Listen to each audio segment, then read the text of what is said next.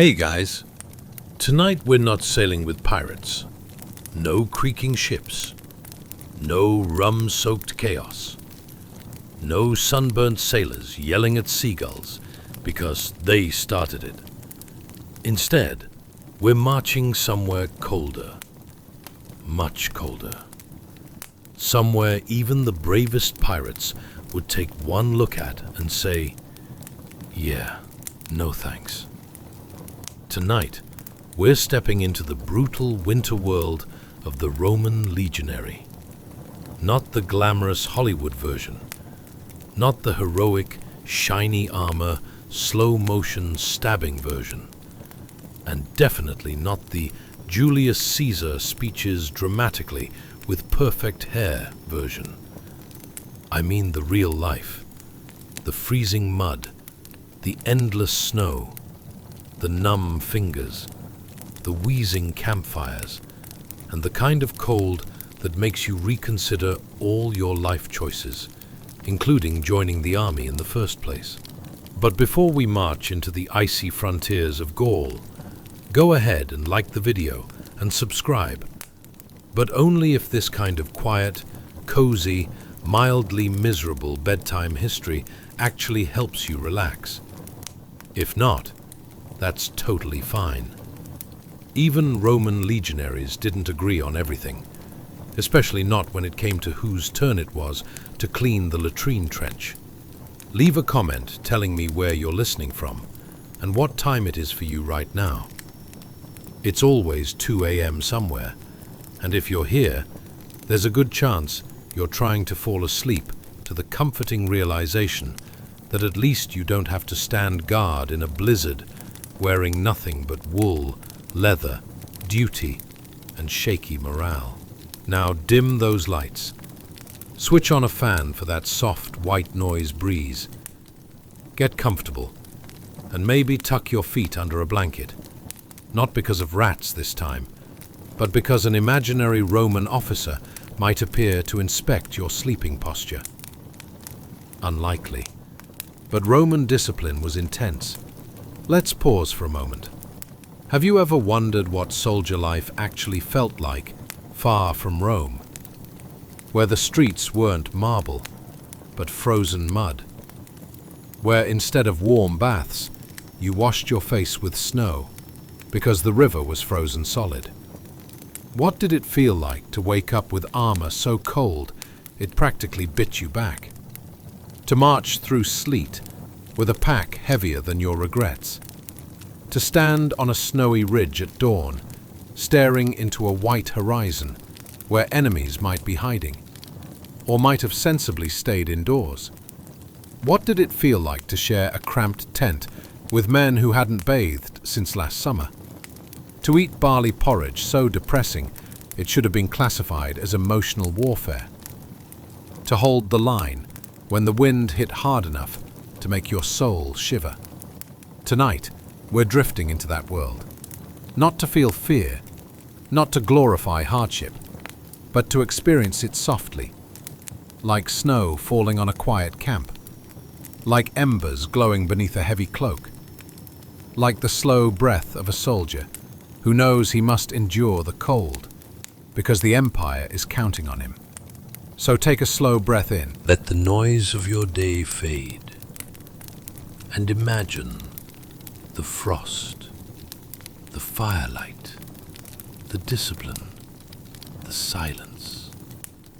A world where survival wasn't optional, but expected. Settle in. Close your eyes if you haven't already, and let the story begin. Chapter 1. The Centurion and the Snow that Never Ended. And now, as your breath softens and the world around you fades into something quiet and distant, let's drift gently into a winter older than memory.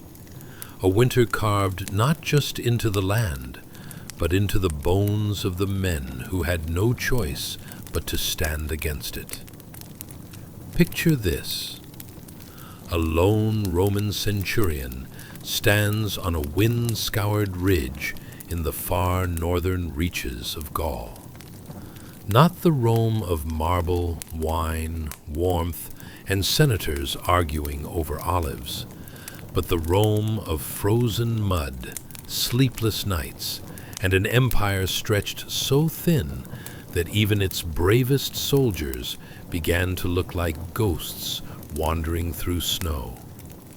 He wears a panula, a heavy hooded wool cloak dyed the dark muted red of dried blood, the kind of garment meant not for pride, but for survival.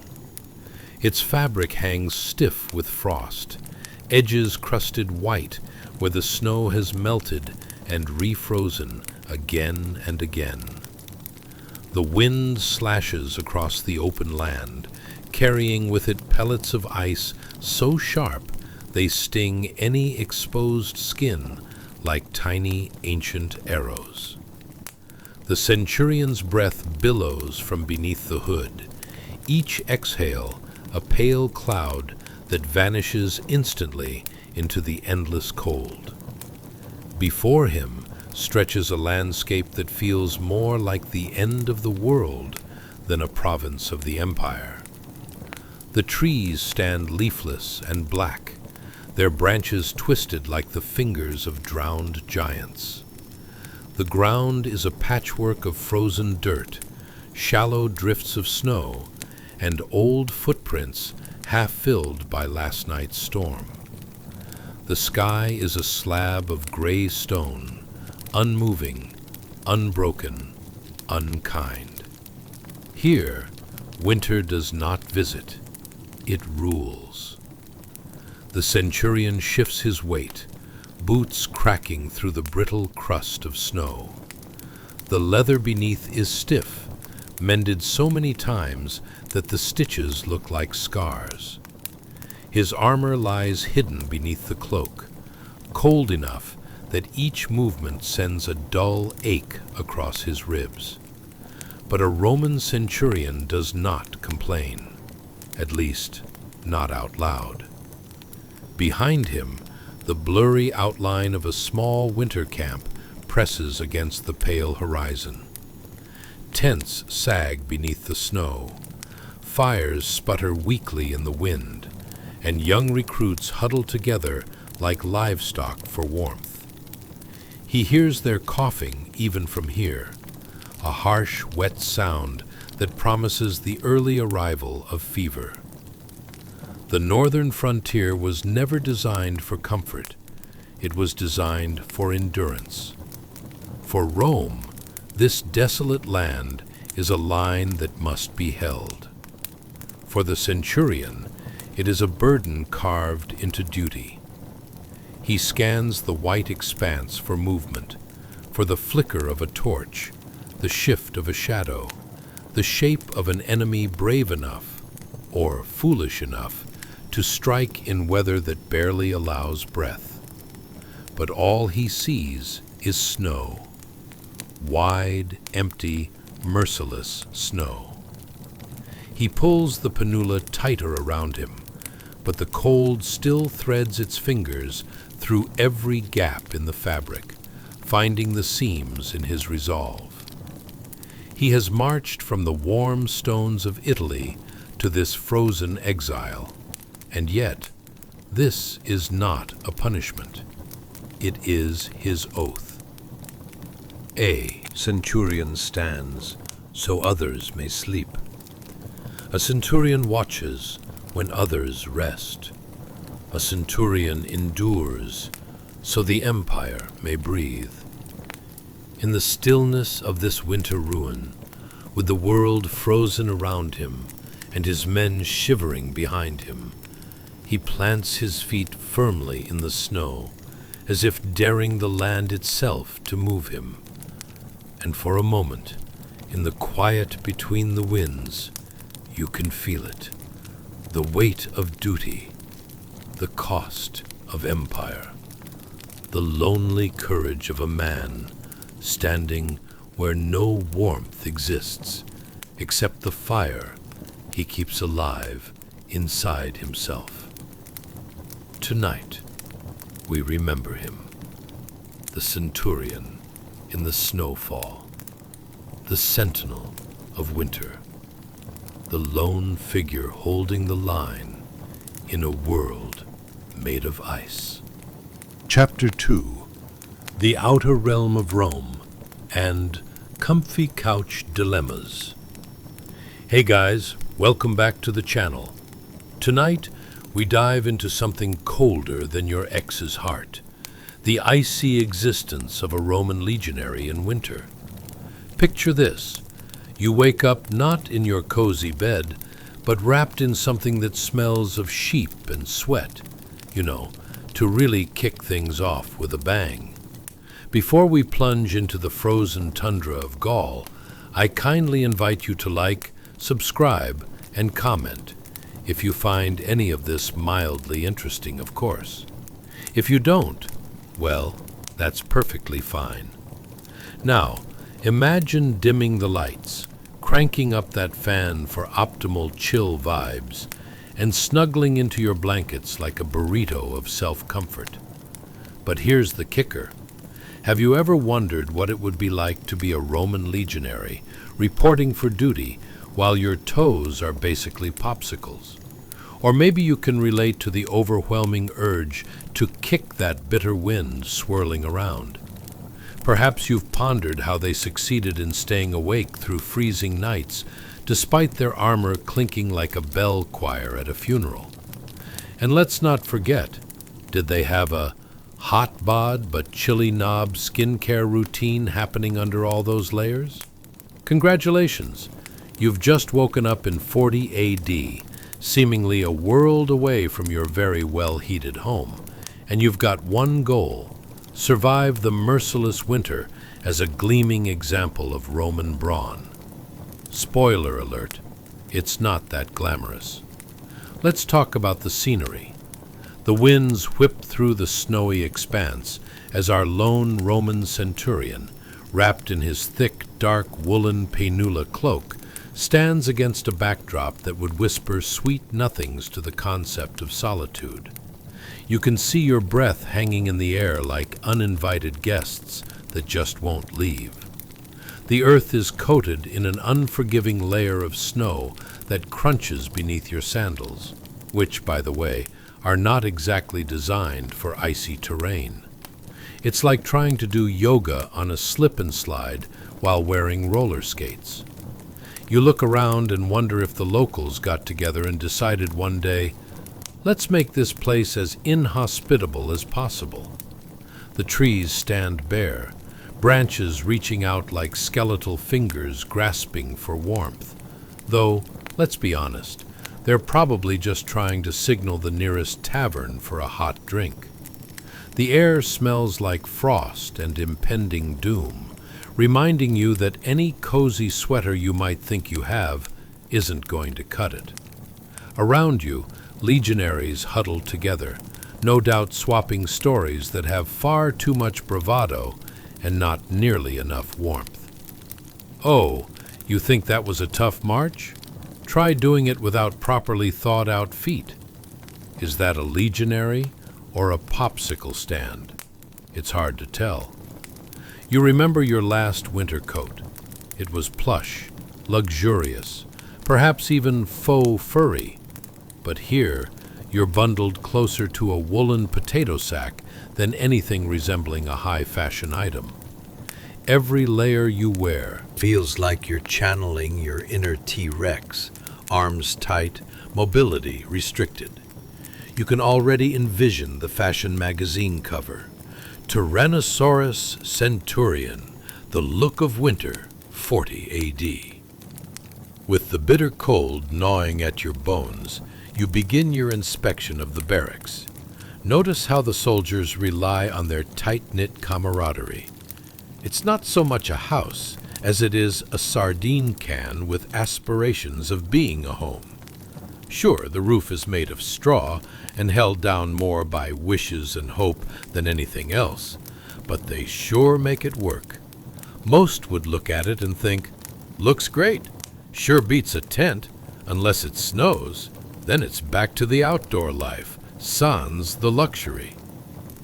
Inside, the air is thick, primarily with the smell of, well, let's say unwashed bodies and burnt stew. It's as though 3 days' worth of food ingredients got together and threw a potluck dinner for the indecisive stomach. On the bright side, though, at least the smell might distract from the freezing drafts hissing through the gaps in the walls. Imagine trying to have a warm meal of gruel while holding conversation, except that your tongue is frozen stuck to the spoon. Who needs ice cream when your dinner is a delightful version of temperature play? Every spoonful you take is a combative act against your taste buds, whispering, "You can do this," only to be countered by your inner voice, "Why didn't we just stay home?" And there it is. Randomly, a gust of wind sweeps through, causing you to fumble with your cloak and send your food flying across the room like a catapult. Congratulations! You just invented the war reenactment of dinner catapulting, a new Roman sport. So here you are, a lone figure among your comrades, dressed like a walking woolen statue, crammed into a chilly barrack with half-frozen soldiers trading the tales of frostbite injuries that could put trophy wounds to shame. They say laughter is the best medicine, but it seems in this winter wonderland it may be the only thing keeping you from losing all sanity. Deep breaths. Remember, you're a centurion, a pillar of Roman resilience. Just visualize your comrades and this entire comedy of excess wool as you try to cook a meal that's perhaps not just edible, but still one of the worst ideas ever. What a time to be alive. Chapter 3. The Frostbitten Armor. Truths and Icy Shenanigans. Let's talk about armor. You're a Roman legionary, and you've just awoken to the soul-crushing realization that you're supposed to brave the elements with several 100 pounds of armor strapped to your body. Perfect conditions for extreme discomfort. As you gear up, let's reflect on what this chunk of metal and leather actually represents. A loyalty to the Empire, a degree of protection, and most critically, the ability to appear dashing even while experiencing frostbite. You approach your trusty Lorica segmentata. An impressive name, right? It sounds fancy, but translates to that time-consuming contraption that seems to weigh more than a baby elephant. Imagine trying to pull this massive hurdle over your woolen tunic, while your fingers are as stiff as frozen sausages. Truly, this is the peak of Roman engineering. The design is remarkable. Let's not even get started on the intricate lacing meant to keep it all together. If only Roman engineers had also invented warm fingers to make securing it easier. You inspect your armor, which looks as though it has seen both battle and what's likely last week's stew.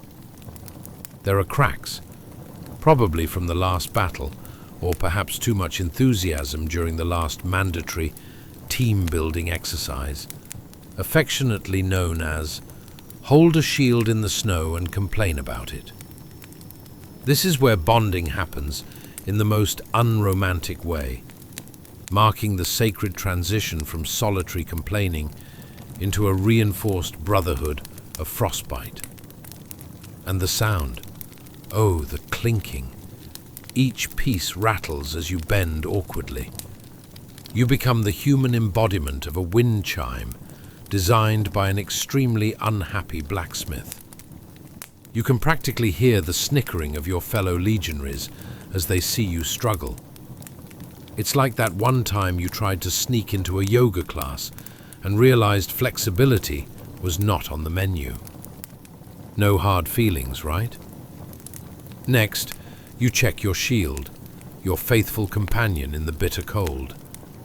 Its surface is marked by the history of your epic, and not-so-epic battles. After all, who can resist a good story about how you bravely dodged the wrath of a fellow legionary, only to crash into a snowbank? The frost startles you as you run your hand across the icy surface. Not so much manly warrior vibes as it is, does my breath stop at this point? You can't help but wonder if modern-day equivalents exist. Like, would today's hiking gear offer any insights?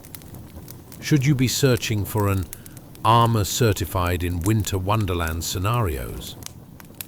The only real difference between you and those adventure vloggers on social media might just be a lack of snow-sensing upgrades, or perhaps the absence of a "not freezing yet" filter. Now fully suited up, you experience the delightful sensation of straps digging in while contemplating outdoor patrol. Your fate is sealed. The first step outside feels like an initiation into a frosty circus act. The air is biting, each breath a tiny scream of cold slapping you in the face. Your sandals, designed for combat, offer less grip than trying to walk on a tightrope coated in banana peels. Compounding your misery is the fact that everyone knows that one accidental slip would lead you into the comically tragic spectacle of a legionary face-planting into a snowdrift like some proud, pancake-shaped emblem of laughter for the rest of the month. You march forth, reminding yourself that this is a noble effort, something about honor and Rome's glory and whatever. But honestly, deep down it also feels like the universe's cruel joke on every soldier who forgot to check if the weather forecast announces a frosty misadventure. Around you, fellow legionaries chatter, their breaths forming artsy little clouds of vapor. They catch wind of your armor struggles as stories of ancient frigid heroics morph into grand tales. You think his armor cracked? My mother's soup cracked harder. Your spirit lifts, only to plummet as the harsh reality smacks you. Soup can't freeze like your soul on this patrol. And what about food? This is where your stomach grumbles louder than a disgruntled bear, disappointed by winter salad. You reminisce about warm bread and hearty stews, but quickly remember there won't be a hot meal in sight until your patrol ends. The camaraderie, you think, will have to suffice.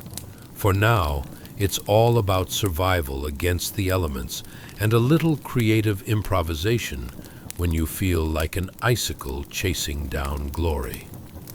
As you stumble through the snow, trying to maintain your dignity, you can't help but chuckle. Who needs a warm vacation when you can experience the resting ice face of a Roman legionary? So there you stand, a noble Roman soldier braving the frost on ancient ground, replete with armor that clangs like a baby elephant learning to tap dance. You've got a mission, bringing warmth and valor to the empire, all while contemplating the absurdity of it all. Watching your friends trip and tumble into the snow is not just a moment, it's a survival strategy, a reminder that laughter might just be the secret weapon against icy despair.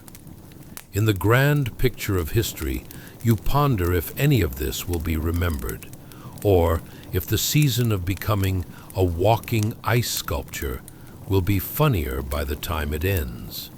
But one thing is for sure, if humor can convert a harsh winter into a shared laughter, you'd say that's a victory in any winter campaign, especially when you have a hot bowl of soup waiting at the end. Chapter 4. Layers of wool, steam, and the quest for warmth. Let's dive into the heart of winter. Picture this. You are standing in a frosty tent, smack in the middle of the Roman Empire, and it's freezing colder than a polar bear's breakfast smoothie. You glance around, and your fellow legionaries are hunched over, examining their own woolen accoutrements, looking oh so comfortable in their own version of frosty fashion week. The chilly air is sharper than a general's rebuke, and every exhale you make creates a puff of steam that could rival a dragon's breath. Now, let's be real. You're not just layering up for warmth. This is a tactical operation against the gripping cold. First, you grab your heavy, dark-colored sagum cloak, the pièce de résistance of Roman winter wear. It's like wrapping yourself in a cozy, oversized burrito, assuming that burrito smells faintly of sheep and old battlefield sweat, because, well, this isn't the dry cleaners, it's the military. You take a moment to appreciate the texture, thick, coarse wool against your skin, which feels a bit like a woolly hug from your weird uncle who insists on giving you sweaters for your birthday. Then you realize that the cloak's purpose is not just to keep you warm. It's also a formidable shield against judgment from comrades observing your layering struggle. As you wrap it around your shoulders, you feel like a slightly flustered superhero preparing for battle against the frozen tundra. Fear not, Empire, for I shall prevail against the icy winds of winter with the force of 1,000 woolen sheep. With your cloak draped over your tunic, you attempt your best dramatic flourish. But instead of a swashbuckling hero, you resemble an awkward penguin, flapping fabric as you try to secure it over your armor, which hugs your torso tighter than a clingy friend who just learned you were voted most popular in the tent. You tug at the coarse fibers, cursing the wool that seems to multiply in size with each hassled pull. Is it just you, or does your sagum seem to be auditioning for a role in a comedy about a soldier who can't keep his cloak in check? You step outside into the biting cold, and a gust of wind swoops in like an uninvited guest at a party you didn't want to throw. Every breath you take forms billowing clouds of vapor resembling miniature puffs of cotton candy, which, let's be honest, are far more delightful than the reality of your situation. You're dressed as if you're preparing for a fashion show in Antarctica. As you attempt to navigate the icy terrain in your sandals, the original flip-flops of ancient Rome, you question your life choices. Each step is a cautious dance, more of a stiff shuffle, really, trying to avoid becoming the punchline in tomorrow's "Did you see that legionary eat snow?" everyone's favorite war story. You might be marching in formation, but you're also playing an unforgettable game of how many ways can I slip and slide? Around you, your fellow soldiers are not just chatting. They're sharing war stories, embellished more than that one overly dramatic tale of a lion slain by a single spear. Spoiler, the lion escaped, but the spear didn't get the memo. They laugh about encounters with snowdrifts that turned into surprise enemies during midnight patrols. Last week, I tripped over a particularly menacing-looking snowbank, one says, chuckling between breaths that form puffs in the freezing air. I swear it growled at me. You can't help but grin, bonding through shared tales of embarrassment, plus frostbite and imminent death, but let's focus on the first one. You realize you're not just struggling against the elements.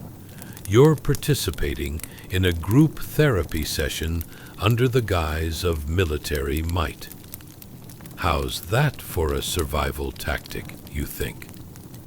Now, about food. Ah, yes, the motivational highlight of your frosty patrol. The prospect of a warm meal. You remember the warm bread and hearty stew that now feel like historical legends, placed upon a pedestal that screams unreachable. When was the last time you tasted something that didn't hail from your last 6-hour foraging mission? Is there a light at the end of this icicle-shaped tunnel? You look to your comrades who, despite facing the same frosty frustrations, swing their shields with a sense of camaraderie that could warm a heart encased in frost. Ah, the irony.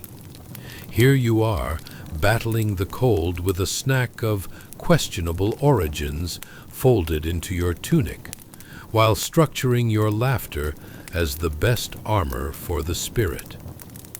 And just when you think the endless winter of your discontent might snuff out your spirit, it occurs to you, maybe it's not that bad. Maybe you wear your woolen armor like a battle badge, an emblem of your audacity against the chill and your knack for finding humor in extreme misfortune. Maybe the history books will remember you not just as a soldier, but as the guy who turned a bitter cold winter into an epic comedy of errors. So here you stand, layers upon layers of wool, steam rising from your breath, and a heart warmed by laughter shared amongst those who suffer together. In the grand era of the Roman Empire, while legends may fall, you'll be remembered, if only for the absurdity of being a walking snowman in winter armor. Isn't that what history is really about? Chapter 5. March of the Crunchy Caligae. Imagine, if you will, a pristine blanket of snow stretches out before you like that fancy duvet you promised yourself you'd buy. But instead, it's frosty, bitter, and potentially the birthplace of your next embarrassing moment. There you are, standing at the edge of a military road, the biting cold gnawing at your cheeks like a puppy who's confused about whether it's snuggly playtime or a hero's epic adventure. And to top it off, you're abandoning all hopes of chic Roman sandals.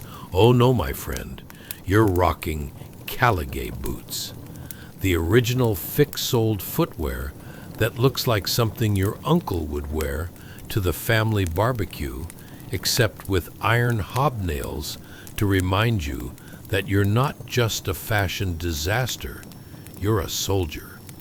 With each step, the snow beneath your feet crunches audibly, a sound reminiscent of a dozen serious decisions being crushed under the weight of one irrepressible winter.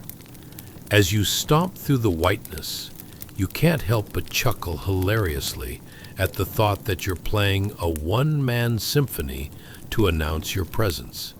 Every sound, crunch, crunch, crunch, echoes like an overly enthusiastic drum roll heralding, "Here comes the mildly frostbitten Legionary." But let's take a minute to appreciate the artistry of the Caligae.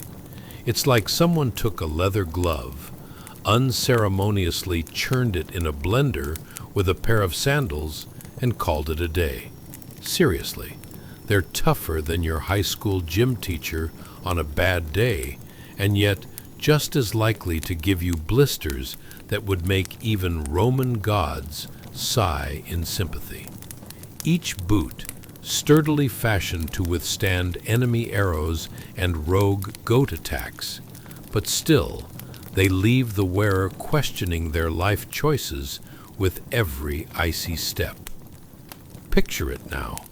You're navigating the swirling snow, like a clunky broadcaster wading through slushy mush, only instead of an award ceremony, you're desperately trying not to become the laughingstock of your entire legion. As snowflakes flutter down from the heavens like mini champagne bubbles, your Caligay lead the way like a couple of misfit ducklings, stumbling to follow their rowdy leader, you. Every crunch of snow is like a minor explosion of embarrassment as the icy terrain behaves like a prankster during a game of charades. Each step feels like a gamble. Will I appear graceful today? Perhaps an embodiment of Roman valor. Or will I wind up flailing like a windmill at the mercy of the northwest wind? The struggle is real, and so is your misalignment between ambition and ability. Not to mention the fashion faux pas of the day. Oh yes, gentlemen, no woolen mittens to save your dignity here. What were you thinking? You are, after all, supposed to be a sturdy legionary capable of prancing through the snow with a resolute expression.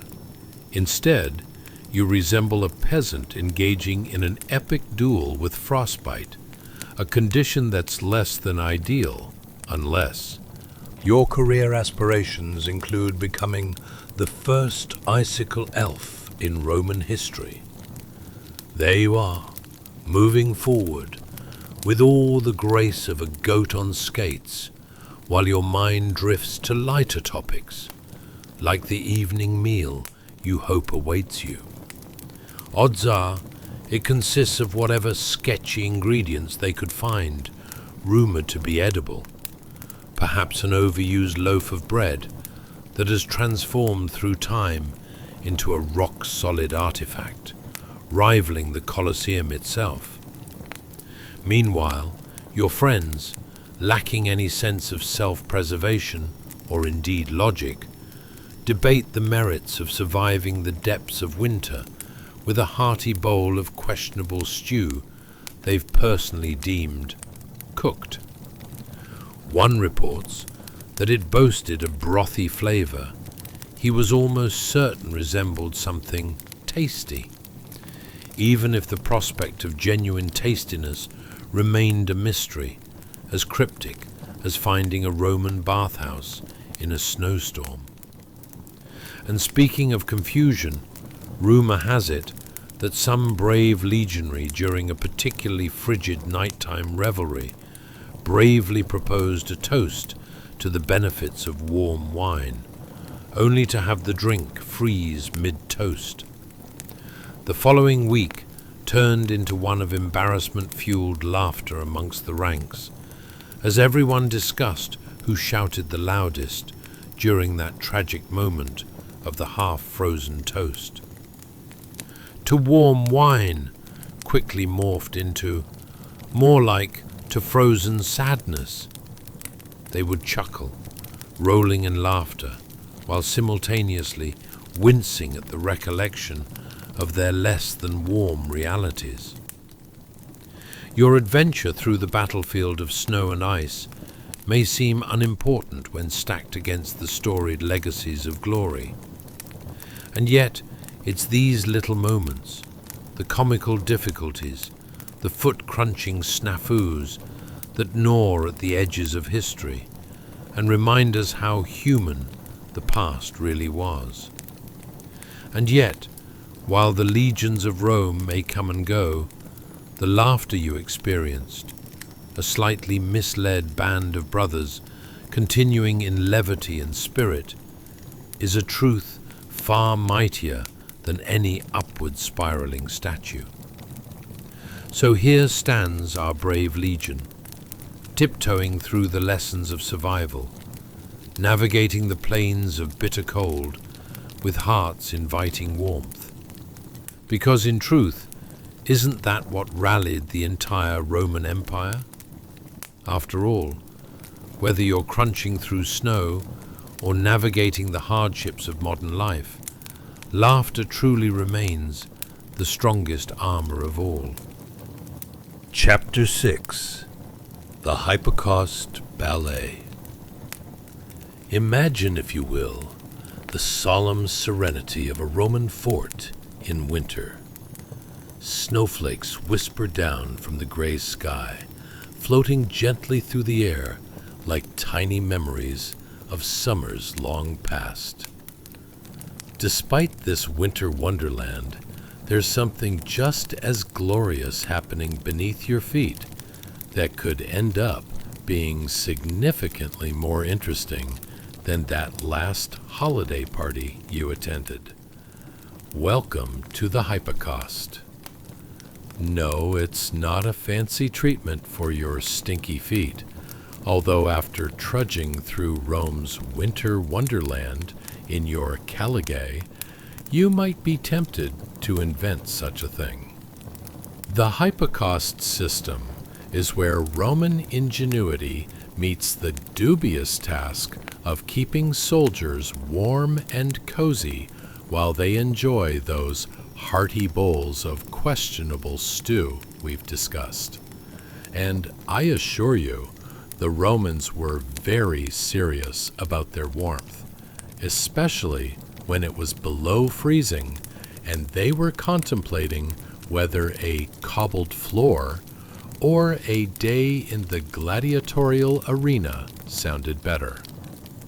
So picture this, a chamber beneath your feet, intricately designed with terracotta flues and stunning craftsmanship that would make Michelangelo wonder why he was wasting his time painting ceilings.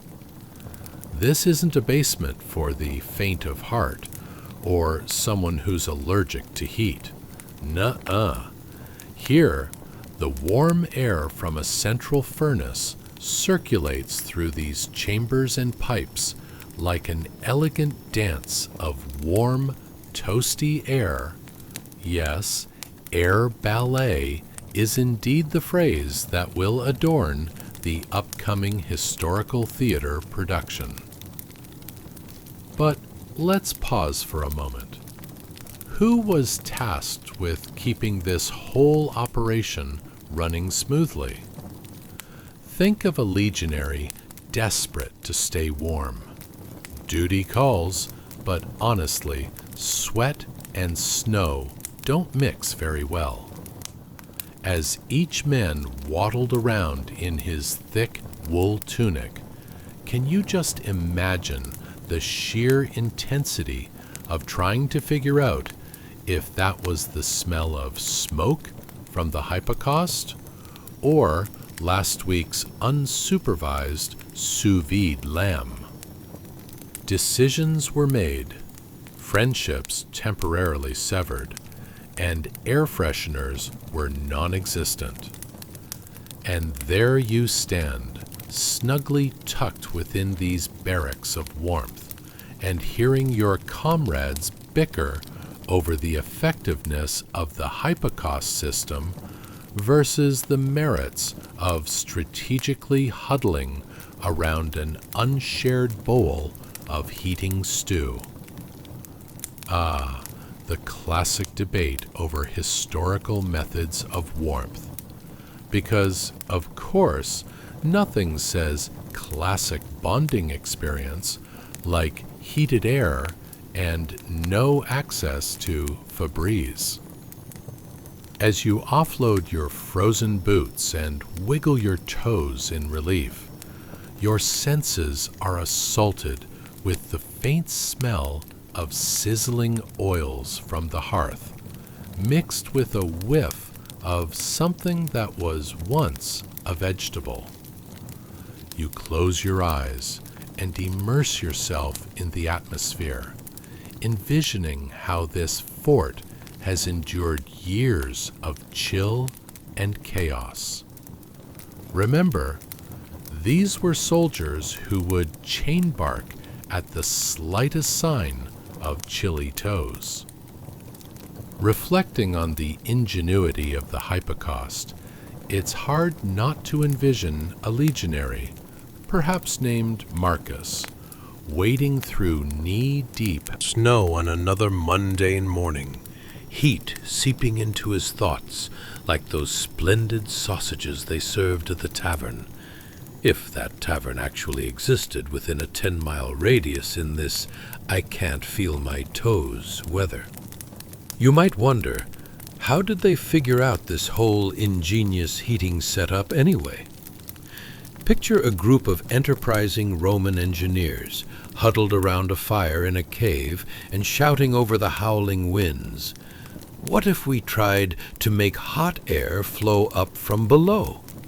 Someone must have wanted to ensure that when they fell asleep amidst looming frostbite and questionable stew, there would actually be warmth waiting for them, in both the literal and philosophical sense. And we can't forget the engineering blunders. The time's early designs had the entire fort smelling like burnt hair, or heated debates on whether the air pipes needed to be wider or narrower. Plus, there is the horror of beginners' mistakes, when a new legionary is tasked with cleaning the flues. Hey guys, did I accidentally create the first smokehouse instead? Because I present to you smoky stew. Yet, if there's one thing the legionary knew, it was survival. And whether they were having nightmares about their next battle, or just remembering that last winter's frosty mishap with their Caligay, there was something continuously comforting about a new day, a warm hypocaust, and a bizarre ode to Roman resilience. As the snow falls softly upon the fort, you can't help but smile at the delightful absurdity of history, a reminder of how laughter always remains the mighty armor against error and embarrassment. Indeed, in reflecting upon the life of a Roman soldier during winter, the hypocaust becomes more than just a heating system. It's a cozy time capsule of warmth, camaraderie, and the perfectly understandable need to avoid frostbite at all costs. And, dear listener, if we take one lesson home tonight, it's simply this. When life gets chilly, sometimes the best thing to do is huddle together and let the heated air flow freely, be it from below or from a comfortable space of warm laughter. So, there you have it. The next time you feel the chill cutting through those warm layers, remember, you could be standing on a hypocaust.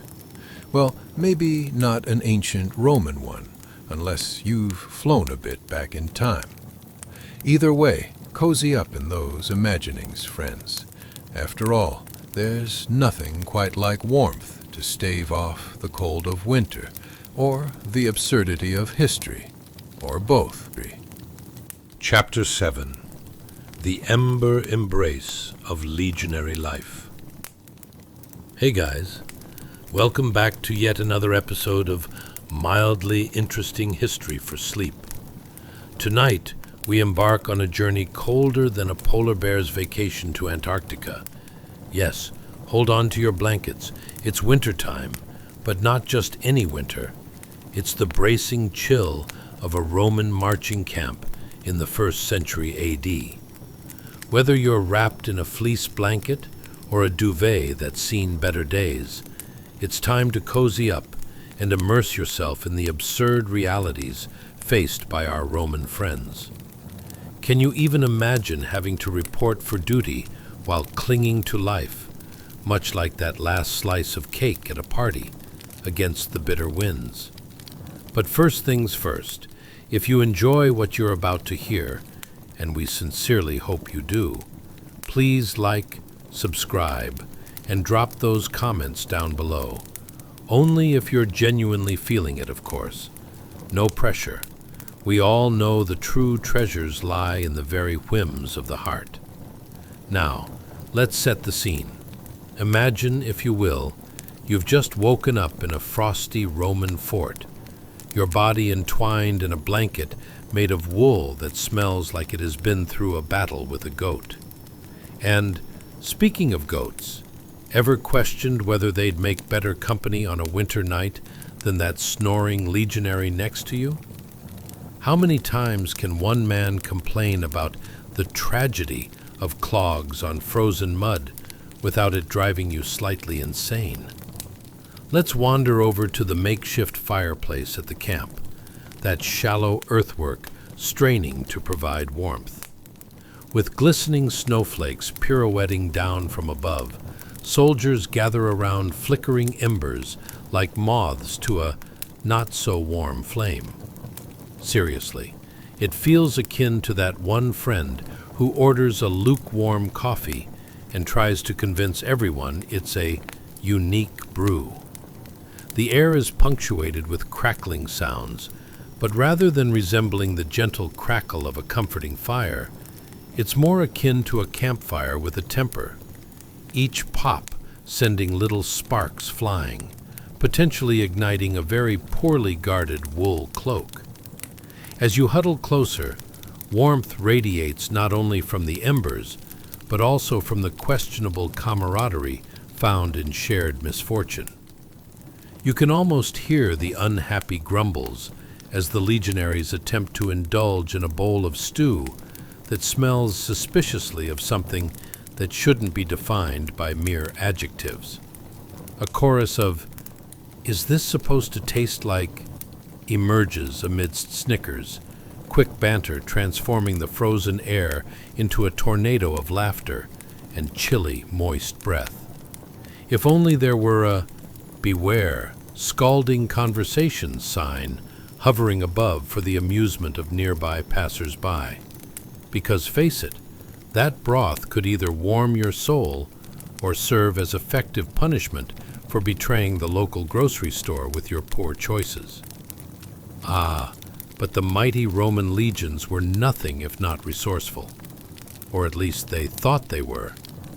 They employed ingenious survival tactics, constantly debating over whether to huddle around the fire or brave the ice to fetch more provisions left over from last week's rations. Delightful, leftover surprise stew. On the one hand, warmth. On the other, the risk of slipping dramatically and becoming the subject of evening entertainment. Ever notice how modern life never really differs from the past? Today, you'd be wondering if that leftover Thai food from last week is worth the risk of fridge sock popping open. Spoiler alert, it rarely is. The campfire, glowing with just enough heat to fry frostbite, showcases various characters. The one overly dramatic soldier who launches into a soliloquy about his last encounter with a runaway sheep. The serious guy who inspects the wood like a seasoned sommelier choosing a fine wine. And the wild-haired enthusiast trying to convince everyone that the ghosts of legionary romances can be found among the smouldering ashes. Yes, it's a veritable circus of hardiness, draped in tunics sewn together with bellum humor. As the wind howls like a disgruntled banshee, the legionaries swap tales louder than the icy breeze, because nothing spells humor like someone recounting their perilous ice skating attempt to impress a lady and failing spectacularly, while struggling to keep their toes warm in less than ideal footwear. Yes, your feet are supposed to be toasty, right? Instead, they might feel more like frigid fish sticks trending towards a tragic frozen defeat. And remember, whether you prefer stirring warmth over the fire or freezing while trying to eat troublesome stew, the cute little trick to survive is to suck it up and embrace the hilarity of being miserable together. There might be no Uber Eats available, but at least you have the ancient version of takeout. Porridge that could navigate its way into the hearts and stomachs of even the heartiest gastronomes. Indeed, there's a peculiar kind of joy in the absurdity of battle, and a waggish notion of warmth in winter nights spent gathered around the flickering embers of an improvised fireplace in a Roman camp. Here's hoping your cozy blanket serves you better than that rusty old cloak. So, pull that extra wool over your shoulders. Embrace the camaraderie of shared struggles, be it in first century Rome or today. Because laughter, my friends, is the true heat of the heart. Stay tuned, as all your dreams, hopefully, remain within these cozier sides of history, keeping you comfortably tethered to our tale. Chapter 8. Stones of Warmth in the Winter Chill. As you sink deeper into your pillows tonight, let's talk about the magnificent Roman invention of bed warmers. Yes, those delightful stones heated in a fire, ready to make your night feel less like an Arctic expedition and more like a cozy hug from a not-so-saucy bear. It sounds a bit like an ancient version of giving your bed a little warm-up stretch before you plop in, doesn't it? And if you're wondering whether those rocks had a reputation, let's just say that if they could talk, there'd probably be stories of legionaries pleading for mercy as they met their scalding fate. Picture this. It's winter in the 1st century AD, and you're among a bunch of Roman legionaries huddled in a tent that could kindly be described as breathable. Seriously, if walls were meant to keep warmth, these tents were more like a sieve for heat. Everything your woolen tunic avoided ended up biting at your toes instead.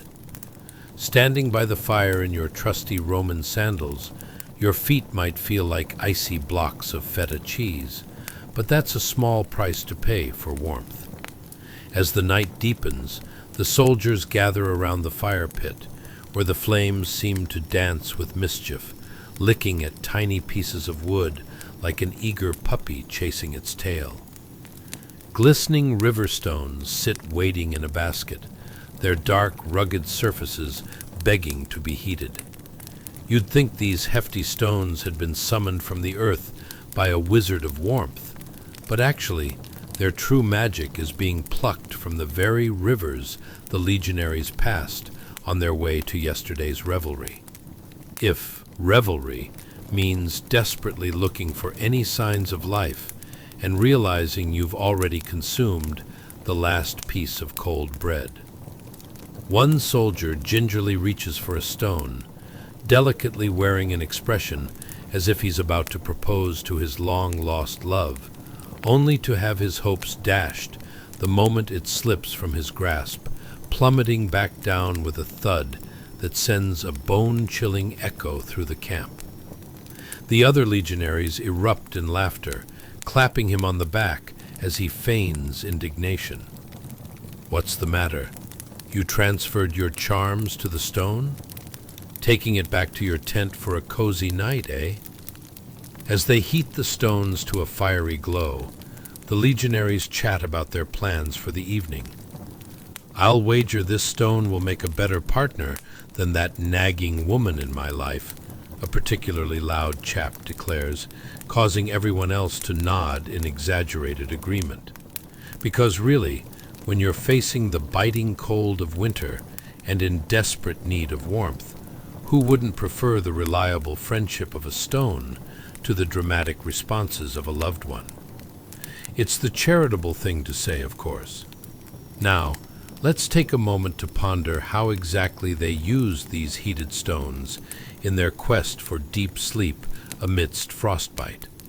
Because nothing screams romance like plush bundles of cloth stuffed with rock. Legionaries carefully wrap each scorching stone in a cloth that likely started its life as a less than ambitious tunic before it became the bedfellow for this peculiar method of comfort.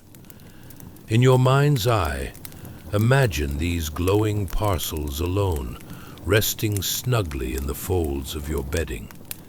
If your life feels complicated now, picture having to deal with the thrill of a rock snuggling too close at night, cozy, but also existentially confusing, like sleeping with a decidedly reluctant pet who might suddenly decide that your feet are particularly inviting towards midnight. The camp is full of the sounds of merriment, jolting mixed with those occasional nervous giggles as one soldier yelps when, during the process of retrieval, a stone grazes his ankle. "Ah! It's alive!" he squeals, his face twisting in a comical display of "Who knew stones could bite back?" The laughter lightens the frigid air, warming it just a tad more than the lame fire ahead. You can imagine the shenanigans as they pass the stones around, accidentally launching them like a game of Roman bocce, while trying to impress that one legionary who everyone knows could charm a cactus into blossoming. Once the stones are settled between layers of wool and hay, a makeshift bed fit for a general, you can almost feel the relief washing over them, like eating a warm bowl of porridge after days of cold leftovers. The warmth soaks through, chasing away the latch of winter like a runaway cat that realizes it's been left outside too long. But let's face it, there's about as much chance of a stone being a reliable bedmate as there is of a squirrel keeping your secrets, both prone to a rude awakening when the situation turns dire. Yet, in this cozy cacophony, amid the chuckles and cautious affection for their latest inanimate companions, the legionaries remind themselves of their imposing position in the vastness of the empire. They can't help but share tales of battles won and missed opportunities to avoid the cold altogether, often involving surprising antics from fellow soldiers, creating a kind of gathered warmth among them.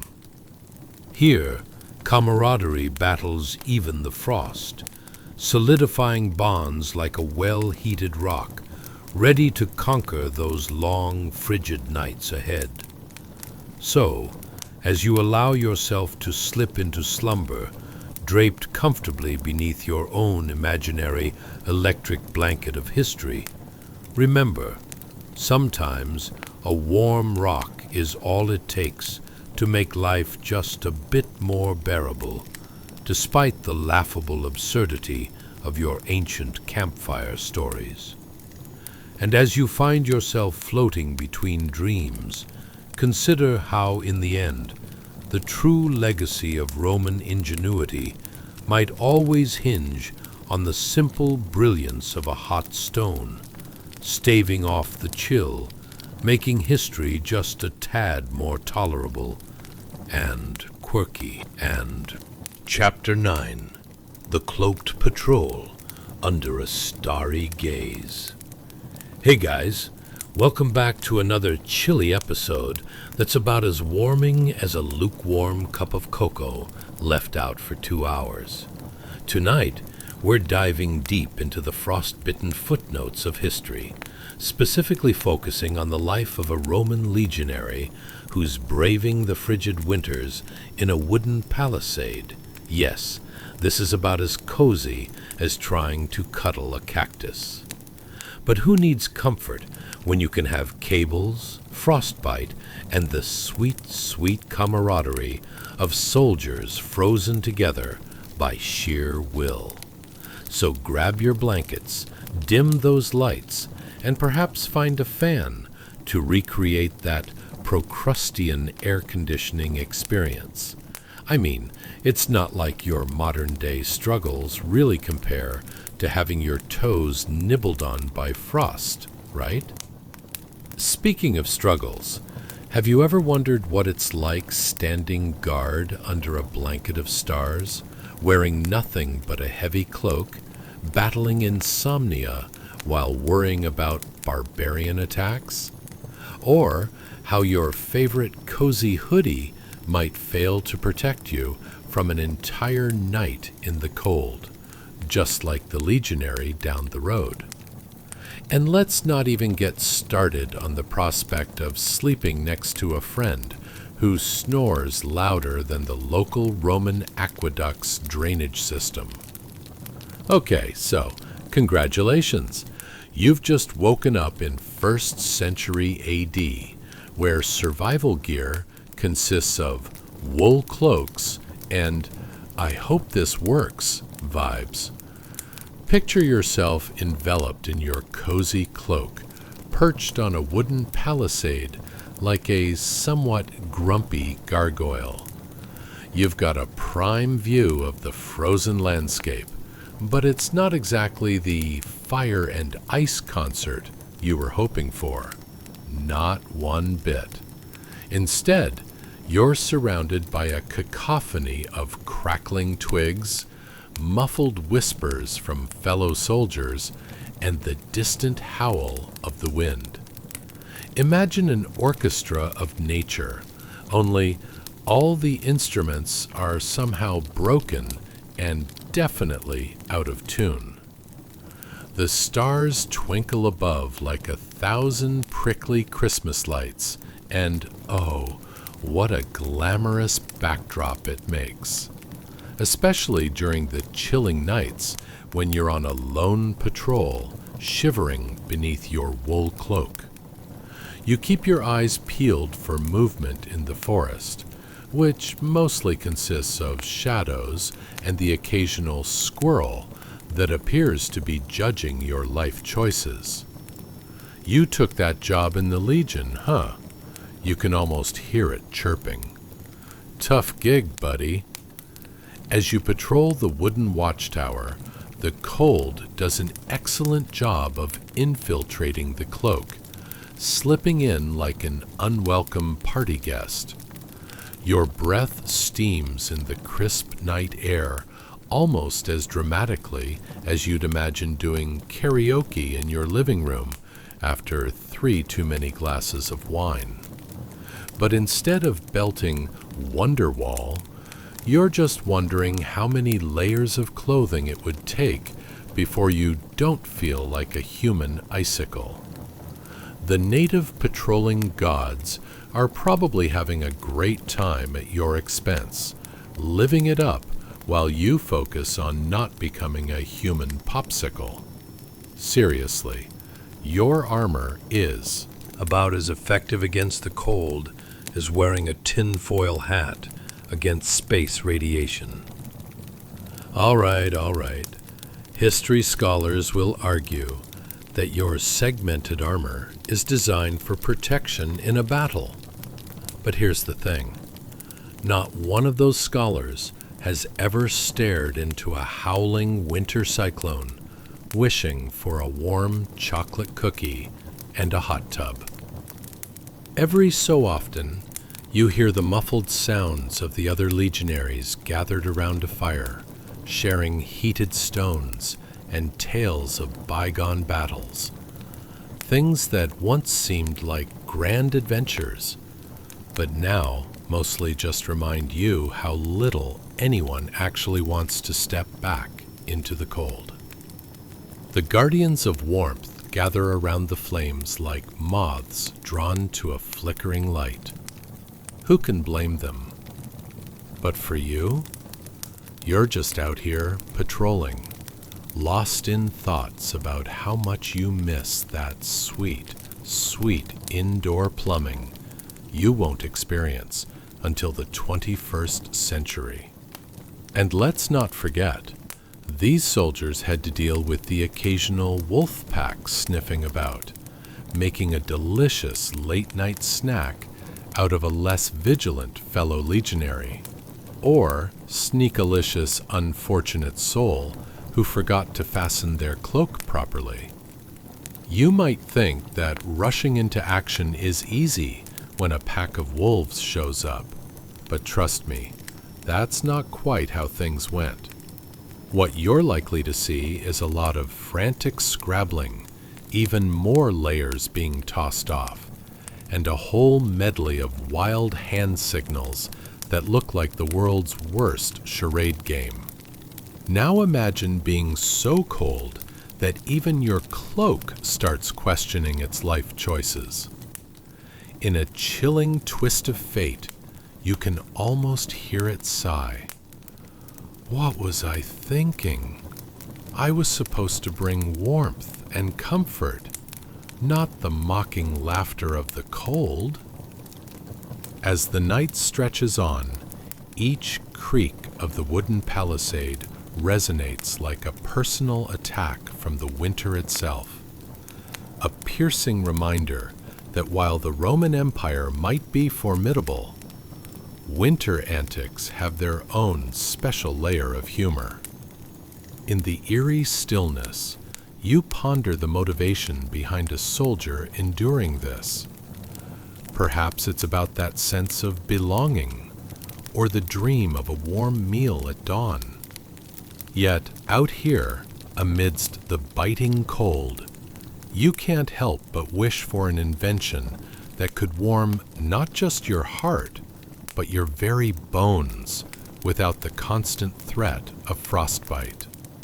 Just then, a sudden gust of wind blows, and the stars twinkle momentarily at you, like old friends calling you to join them for a warm drink. You shake your head, resisting the allure of floating off to consume whatever mythical beverages await. So as you stare into the starlit abyss, wrapped in your cloak, an accidental burrito of fabric, take a moment to ponder the absurdity of your existence. After all, in a world where humor and frost collide, perhaps it's all just a prelude to a cozy nightmares about faraway gold and glory, or merely an adventure to claim the warmest spot by the hearth tomorrow. And remember, nobody did raw winter like a Roman legionary. It's life lessons like these that have warmed the hearts of historians, right up until they remember that some of them were just human salad ice sculptures hiding behind the palisade, wishing for a warmer fate in stories told around the fires for centuries to come. Chapter 10. The Timber Frame Triumph, Mess Hall Misadventures. Hey guys, welcome back to another exhilarating episode where we plunge headfirst into the winter depths of the Roman army, the stone-cold champs of frostbite and questionable culinary choices. Tonight, we cozy up to a narrative that's chillier than a polar bear in a snowstorm. Imagine a room full of legionaries huddled in their timber-framed mess hall, digging into a steaming bowl of porridge that makes stale bread seem like an exotic soufflé. Yes, prepare your taste buds to be underwhelmed. Now, grab your blankets and perhaps an oversized mug of, I don't know, hot cocoa or something that successfully masquerades as comfort food. Feel free to lighten the mood by dimming the lights or cranking your fan up to high. I mean, what better way to recreate the ambiance of a drafty ancient Roman mess hall? Just remember, it's not your average Yelp review experience here. More like dining in the underwhelming section of a history buffet.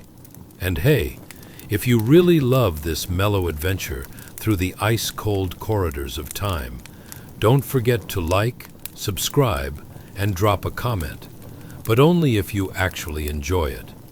No pressure. Now, let's ponder. Have you ever tried to keep warm while surrounded by nothing but your comrades and a bowl of porridge that could allegedly double as wall paste? Ever thought about rivalries over who could huddle closest to the fire? Or worse, Do you know what it's like to eat something that feels like it was prepared by a disinterested deity? What if you'd told a soldier back then about modern food delivery systems? Their jaws would drop faster than someone spotting an angry bear on patrol. Congratulations! You've just woken up in 1st century AD, a thrilling moment when taking a hot bath was considered an act of extreme bravery, and instead of, "How do I look?" the question of the day was, "How do I not freeze?" As you step inside the rough-hewn mess hall, which is as far from ambiance as a lumberjack convention, you're greeted by the warm, fuzzy aroma of, well, not much, except maybe the faint scent of regret and unwashed socks. Picture it, a slanted roof, timber beams creaking slightly as if they're sharing secrets about the cold drafts that seep in like uninvited dinner guests. All around you, soldiers are gathered in clusters, faces shadowed and weary, as if the weight of the entire winter horizon were settled squarely upon their shoulders. They're hunched over bowls of wretched porridge, which has a texture best described as creamy in the way that wet cardboard is creamy. Each scoop requires a level of commitment that would make a modern-day vegan faint. The sounds enveloping you are an orchestra of slurps and sighs, punctuated by the occasional throat clearing that feels more like a gossip session than an actual dinner. What could possibly be so riveting about the grainy, lukewarm sludge? You watch as a comrade looks down at his bowl with the kind of despair usually reserved for someone whose favorite streaming service just announced it was pulling the only show they liked. As you take your own bowl of porridge, a faithful, rubbery companion about as appealing as a wet sock, you can't help but think about how comparable this is to modern-day microwave meals. You imagine legionaries whipping out their swords and declaring, "Let's battle the porridge," as they serve it up like it's a 5-star entree. Tonight's special, someone would banter with a wink, is slightly warm grain glop, followed by distant regret. What was even worse was the winter talk around the table, filled with tales of past glories, now tempered by the chilly aftertaste of wet wool.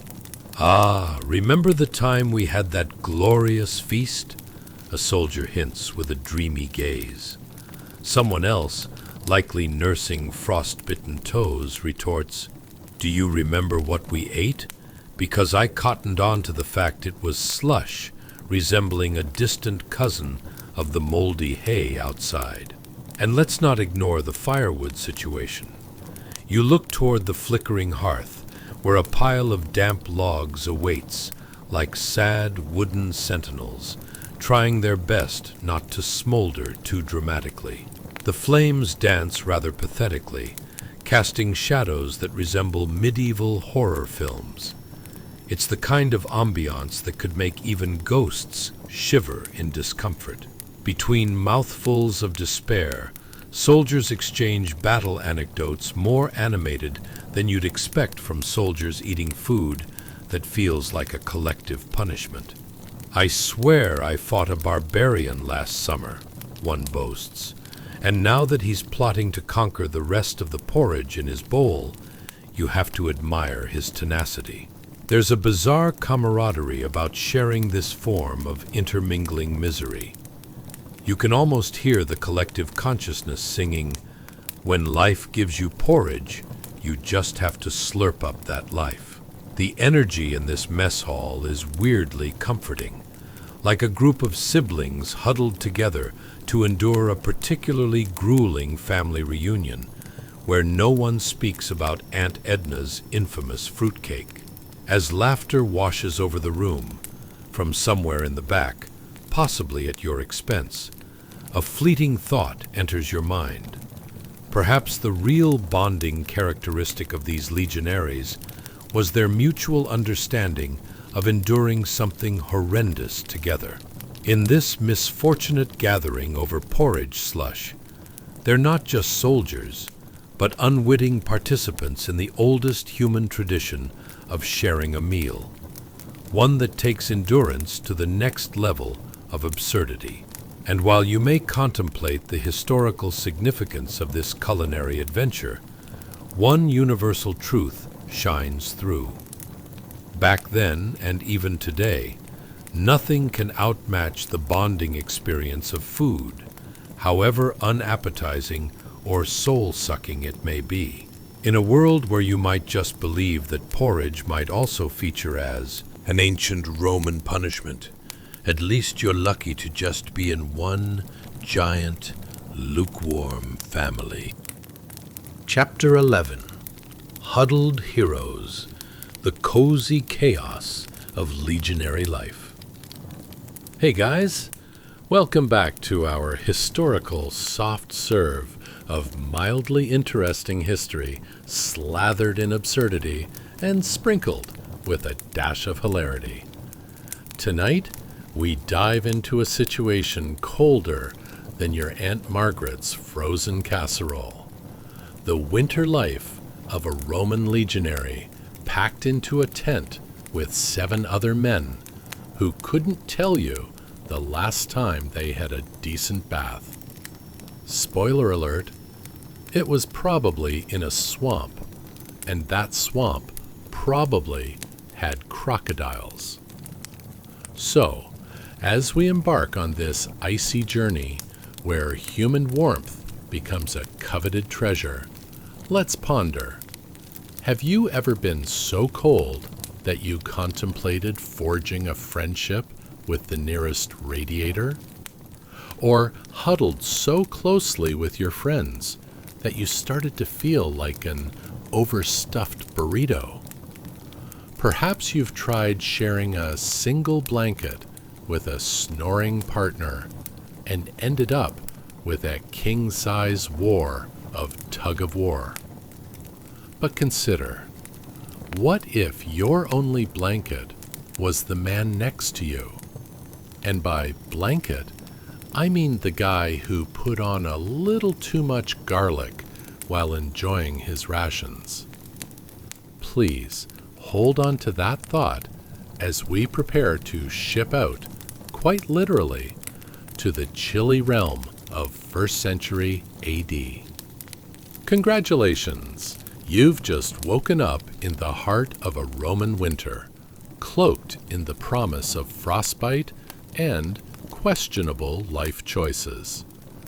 You find yourself nestled within a dinky tent where flaps flap less like an entrance and more like a dramatic entrance to some outdoor frigid circus.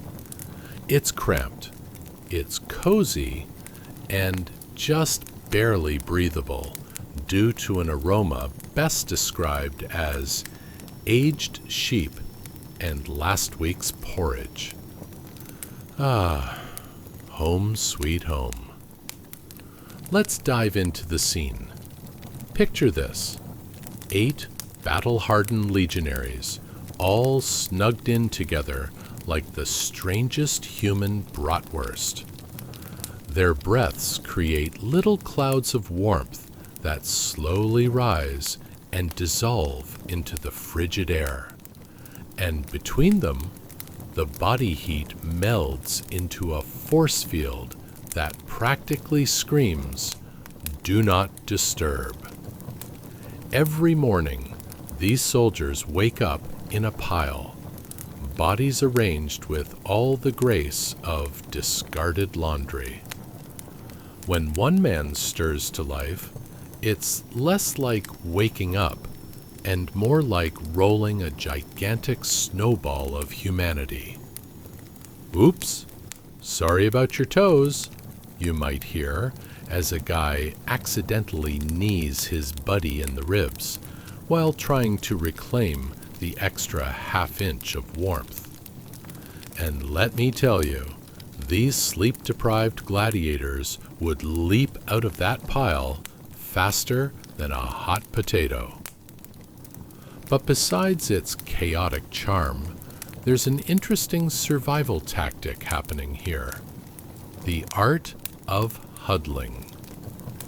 In any given tent, where wood smoke and body odor mingle sweetly, a legionary warms himself not with ignoble leisure, but by utilizing the thermal alliance with his tent mates.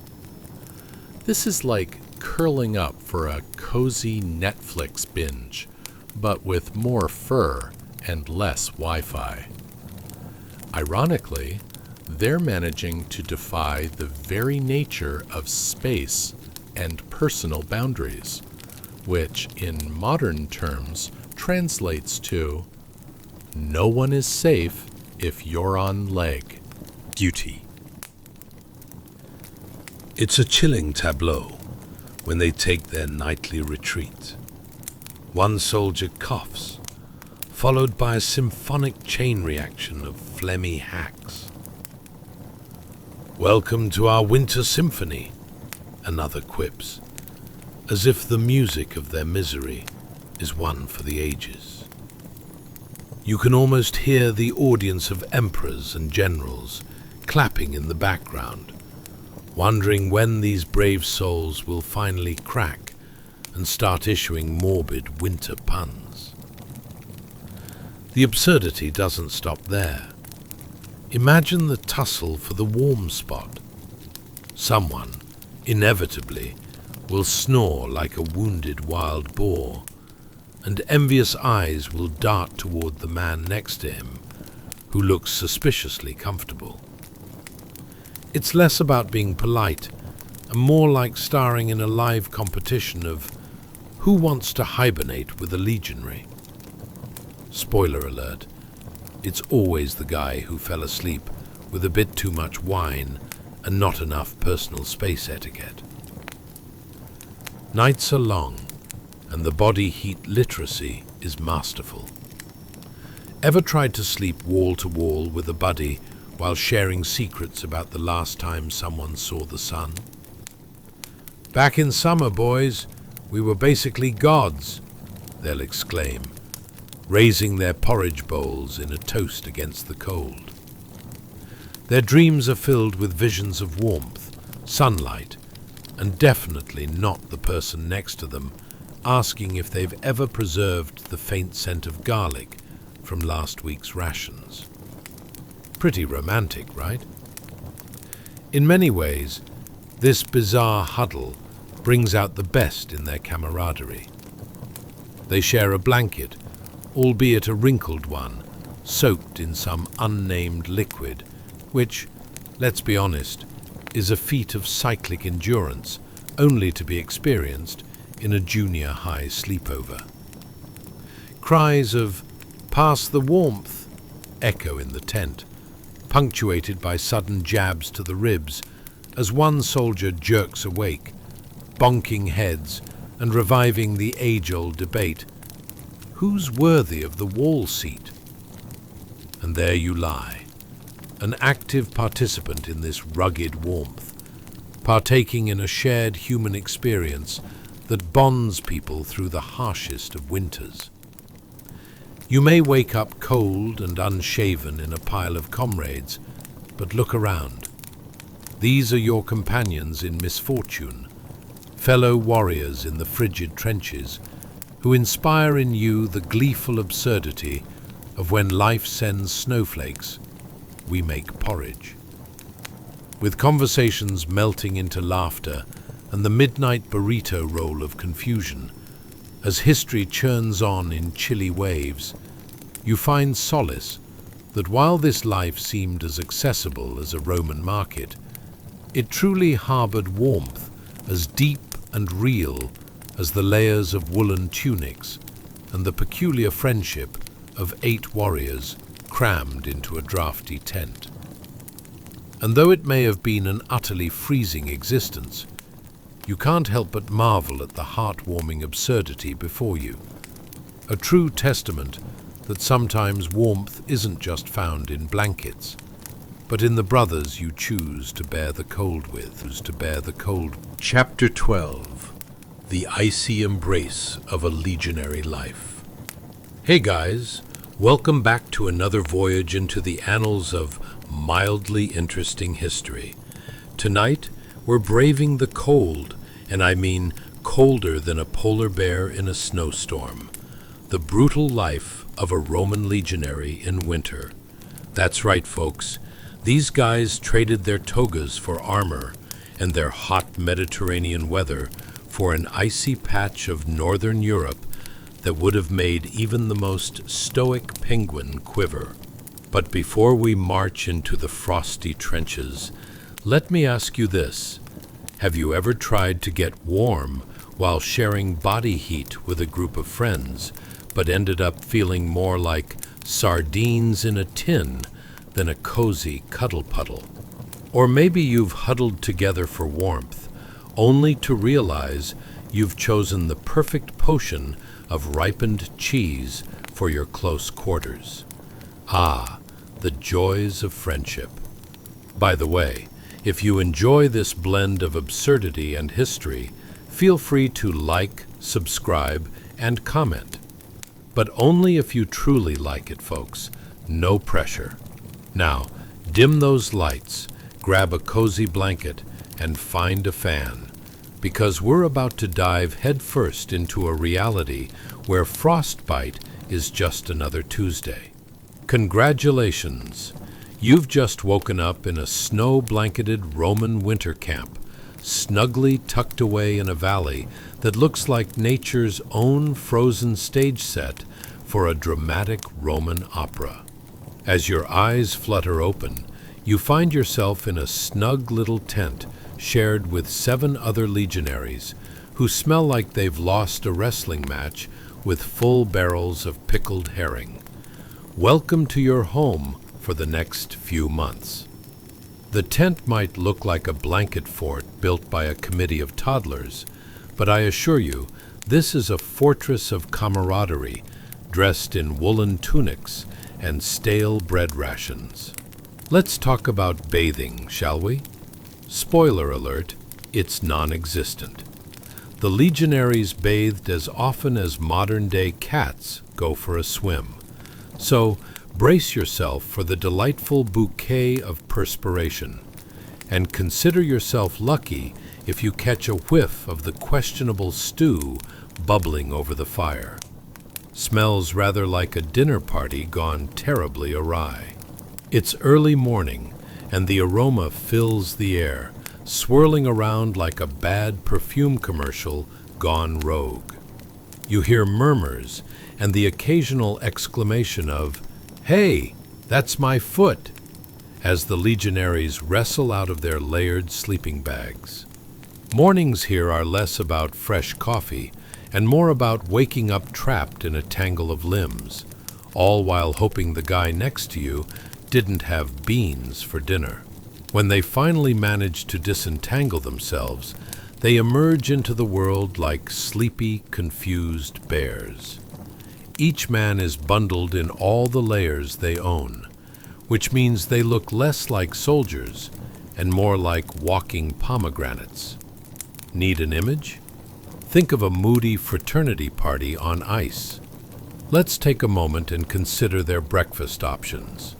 No gourmet avocado toast here. Instead, envision a bowl of porridge so thick it would make glue seem. Runny. They've got no choice but to shove it down with a side of dubious sausage, which may or may not contain the mystery ingredients of whatever we had left. It's like playing a guessing game every time you eat, but instead of winning a prize, you just get a stomachache and a new flavor of regret. As they gather around the fire, which acts more like a tepid suggestion of warmth, their conversations bounce around like errant snowflakes. "Remember when we saw the sun?" one soldier jokes, and the others nod in somber agreement. How long has it been? A fortnight? A year?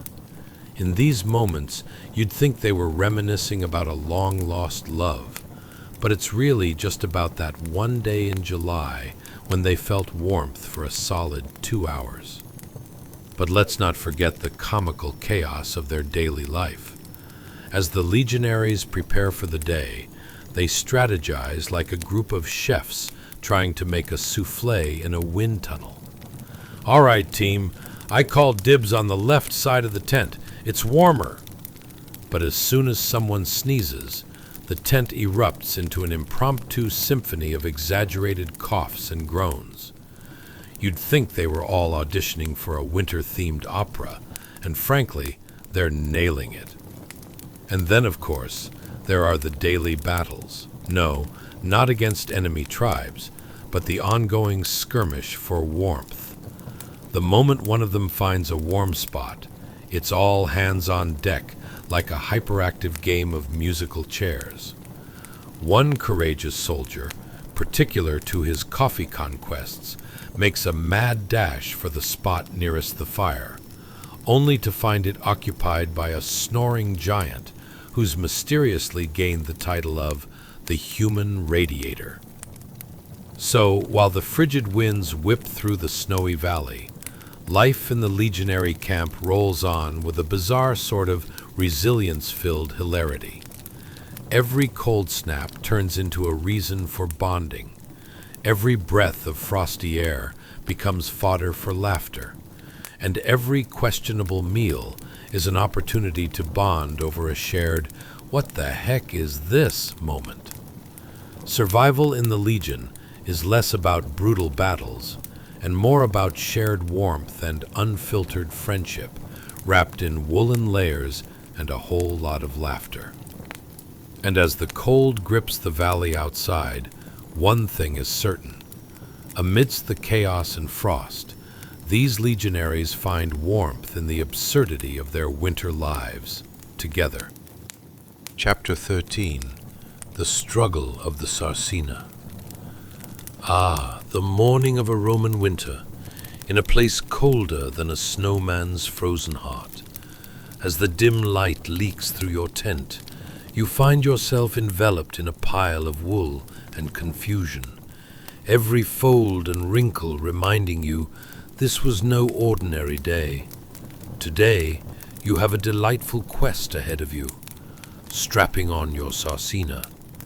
Now, picture this, an oversized backpack containing enough supplies to make the local grocery store weep in envy.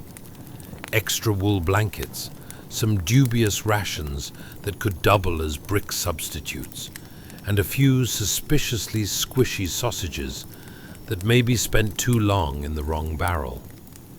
The sarcina is not just a bag, it's a tiny mobile fortress designed to carry everything you need until you remember the ancient Roman saying, "Why does it always feel heavier after breakfast?" As you groggily lift the pack, wincing under its weight, you're immediately reminded of the last time you overstuffed your suitcase for a weekend getaway. Except you actually need to hike with this behemoth. With every movement, the pack seems to laugh at you, as if it's in league with the frost clinging to your leggings. The farce of it. What kind of life is it where woolen trousers are as warm as a block of ice? Trying to wrap your arms around the sarcina, you inadvertently perform a clumsy pirouette, leading to an awkward loss of balance. It's like a Roman version of a dance-off, except nobody really wants to see you attempt the twirl of doom. With staggering dedication, you finally get the strap secured, only to find that you resemble a very confused tortoise playing dress-up as Hannibal's caravan. You may wonder, where's the breakfast, right? However, breakfast in a Roman winter camp feels more like an unsatisfying game of will it blend than a meal. You've got your standbys, porridge so dense that even a spoon starts to question its existence, and bread that's a little too cliff-like to consider munching. The sound of clattering breakfast gear echoes through the camp, but it sounds less like a culinary routine and more like that time you tried assembling IKEA furniture after a few too many cups of mulled wine. And let's not forget the delightful ambience of the camp around you, filled with the sounds of disgruntled grunts and the occasional shout of, "Get off my foot!" as you and your fellow legionaries grapple with the strains of the chilly morning. As you push your way to the meager fire ring, hoping to find a patch of warmth, you discover an unfortunate soul attempting to thaw his rations. Because who doesn't love the delicious aroma of semi-frozen sausage? What could possibly go wrong? Suddenly, you remember the last time you tried to warm up leftover pizza in a microwave, and that's about as close as you can relate to this dire scene. You eye other soldiers, all bundled in layers resembling mishandled puff pastries, as they try to cozy up by the fire. One soldier, now almost indistinguishable from a walking quilt, shuffles over, eyes glazed with hungry hope. "Do you think this will solidify before we start camping out on its icy exoskeleton?" he mumbles, gesturing at the pot that may have witnessed things no pot should ever see. Ah, camaraderie. Your fellow soldiers strive together through dawn's misery, much like people sharing a carriage during rush hour. Except instead of public transport signs, they have battle strategies involving flatulence to disperse cramped spaces. It's a delicate art of survival, one that teeters on the brink of absurdity with every light-hearted jab at a frozen breakfast. Now, lo and behold, after a protracted wrestling match with the Sarcina, endless stumbles out of your tent, and rigorous negotiation over the last scraps of stale bread, you're finally ready to venture out. Staggering out onto the frosty field, you're greeted by the sight of your colleagues struggling with the same burdens, quite literally, as they try to strap on their packs without a minor heart attack. You see one legionary who appears to be contemplating a new philosophy of life. Is it really worth lugging all of this around? Maybe we could just convince the enemy to bring us snacks, he muses, and the sentiment resonates in the soup-like air. Hell, why not? If you could just charm the neighboring tribes into a deal involving baked goods, you're pretty sure the glory of Rome would be safe. As you stumble and shuffle your way through mud and frost, one thing becomes startlingly clear. Nothing can prepare a Roman legionary for the battle against winter. The icy breeze whistles through the camp like a cruel conductor, orchestrating a symphony of mingled exclamations that rise from behind woolen masks. "Did you step on my boot? Why is my sausage sticking to the roof of my mouth?" Surviving this winter is less a matter of exceptional training and more about transforming collective misery into unabashed humor. You may not find a comfortable spot at the fire, but you'll find solace in comradeship built on shared agony and wildly off-key laughter. So, while the icy winds howl and frosty air wraps tightly around the camp, all you can do is manage a half-hearted smile, appreciating not just the absurdity of your situation, but the hearty resilience of the human spirit, even while bundled up like an ungainly fruit. And that, dear listener, is how you combat a Roman winter, one hilarious misstep at a time. Chapter 14. The Quest for Firewood. Hey guys, get ready for a night more frigid than an unwanted text from your ex at 2 a.m. Tonight, we're diving into the icy realities faced by our Roman brethren as they navigate the frozen wilderness in search of firewood and, ideally, something to eat that doesn't resemble a frozen hockey puck.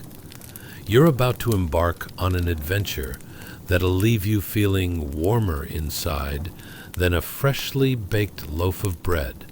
Well, unless you've got bread dealing with a winter chill too, which is more likely than you'd think. Before we dive into this hilarious yet chilling saga, take a moment to dim the lights. Turn on that fan like you're an ancient Roman trying to surprise a winter breeze, and get comfy. Make sure your pillows are fluffed to the maximum, because tonight you'll need all the support you can get. Kind of like a Roman soldier would dream of a comfy mattress after trudging through snow. And by dream, I mean wish desperately. Now, picture this. What would you do in the dead of winter with no cozy Starbucks to run to?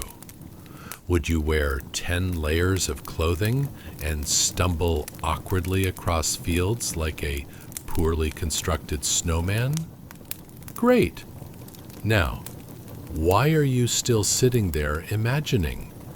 Can you honestly hold it together when the snow is up to your knees and you have to question each footstep like it's a bad debt collector? Think about it. Are you prepared to negotiate with frost like it's a very stubborn colleague? Will you find humor in near frostbite while dragging a heavy pack? And let's not even discuss how fresh your breath would be after gnawing on whatever rations you can find out there. Congratulations! You've just woken up in 1st century AD, somewhere much colder than your refrigerator's ice compartment. It's time to channel your inner Roman and venture into the wilderness as you and your fellow legionaries embark on a legendary, albeit absurd, quest for firewood. The day starts as gently as a sledgehammer to the face. It's cold enough that every breath forms little clouds of vapor. You emerge from your tent like a bear realizing it missed breakfast, squinting at the blinding white fluff surrounding you. As you brush off the frost, you realize your legionaries are also preparing to brave the unforgiving landscape. Dressed like fluffy marshmallows, they shuffle about, trying to locate their spears and each other in a snow-cloaked madness. You could make a movie called Frozen, the Legionary Chronicles, with the amount of struggle being displayed. The camp is a cacophony of muffled grunts and the sounds of heavy wool flapping in the wind, which, let's be honest, isn't doing anyone any favors in the warmth department. You stand there, surveying the scene, and can't help but wonder, have I ever faced off against 2 hungry squirrels competing for last week's stale bread? Because that feels quite relevant right about now. As your squad sets off on this grand hunt for firewood, an excursion, mind you, that sounds a little too much like a desperate scavenger hunt. Your hearts are more racing than a herd of deer on the run. The spears are lowered, and your footsteps crunch against the snow, echoing through the forest like an off-tune choir in a nunnery. Now, let's consider the task at hand. Finding firewood is not just a matter of grabbing whatever the shrubbery has to offer. No, my friend, it's more like deciding which branch is worth the effort of wrestling it out of the snow-covered ground while sustaining the dignity of a gladiator. Not that anyone has that going for them today. You can almost hear the trees chuckle at your efforts. I mean, come on. Have you ever seen a tree that didn't look smug while you're struggling to navigate through its snowy domain? As you stumble through the frozen labyrinth, every little snap beneath your feet sends chills through your spine, and the only game you've found is dodging icy obstacles, much more challenging than any enemy you'd face. One fellow soldier, in his enthusiasm, miscalculates a leap over a small mound, and of course face plants spectacularly into the snow like he just lost his wrestling match against a very motivated snowdrift. "Not the best entrance to our wood-gathering party," you quip as he pulls himself from the snow, looking like a particularly distraught penguin. It's hard to believe that this is part of the curriculum in being a legionary. Honestly, you could teach a course on how not to win nature's favor. While you're searching, you finally locate a small pile of kindling, attempting to game the system by staying covered in the fluffy white stuff. It's like finding that one piece of chocolate buried deep in the back of your pantry, long forgotten but incredibly gratifying. What could possibly go wrong? As you gather up the sticks, thoughts of campfires dance in your mind. You envision warmth, roasting half-frozen rations, and maybe even a rendition of Kumbaya. You know, the ancient Roman version that involves grumbling about the cold and critiquing their sausages that are unfortunately similar to bricks. Yet the reality is that survival in this snow globe of despair requires finding some actual game. That's right, folks. On this chilly adventure, you're not just wood gatherers. You're suddenly transformed into amateur hunters. You could hear a whisper through the trees, "Be the wolf, not the sheep." And yet all you can think is, please manage to not scare off anything remotely edible.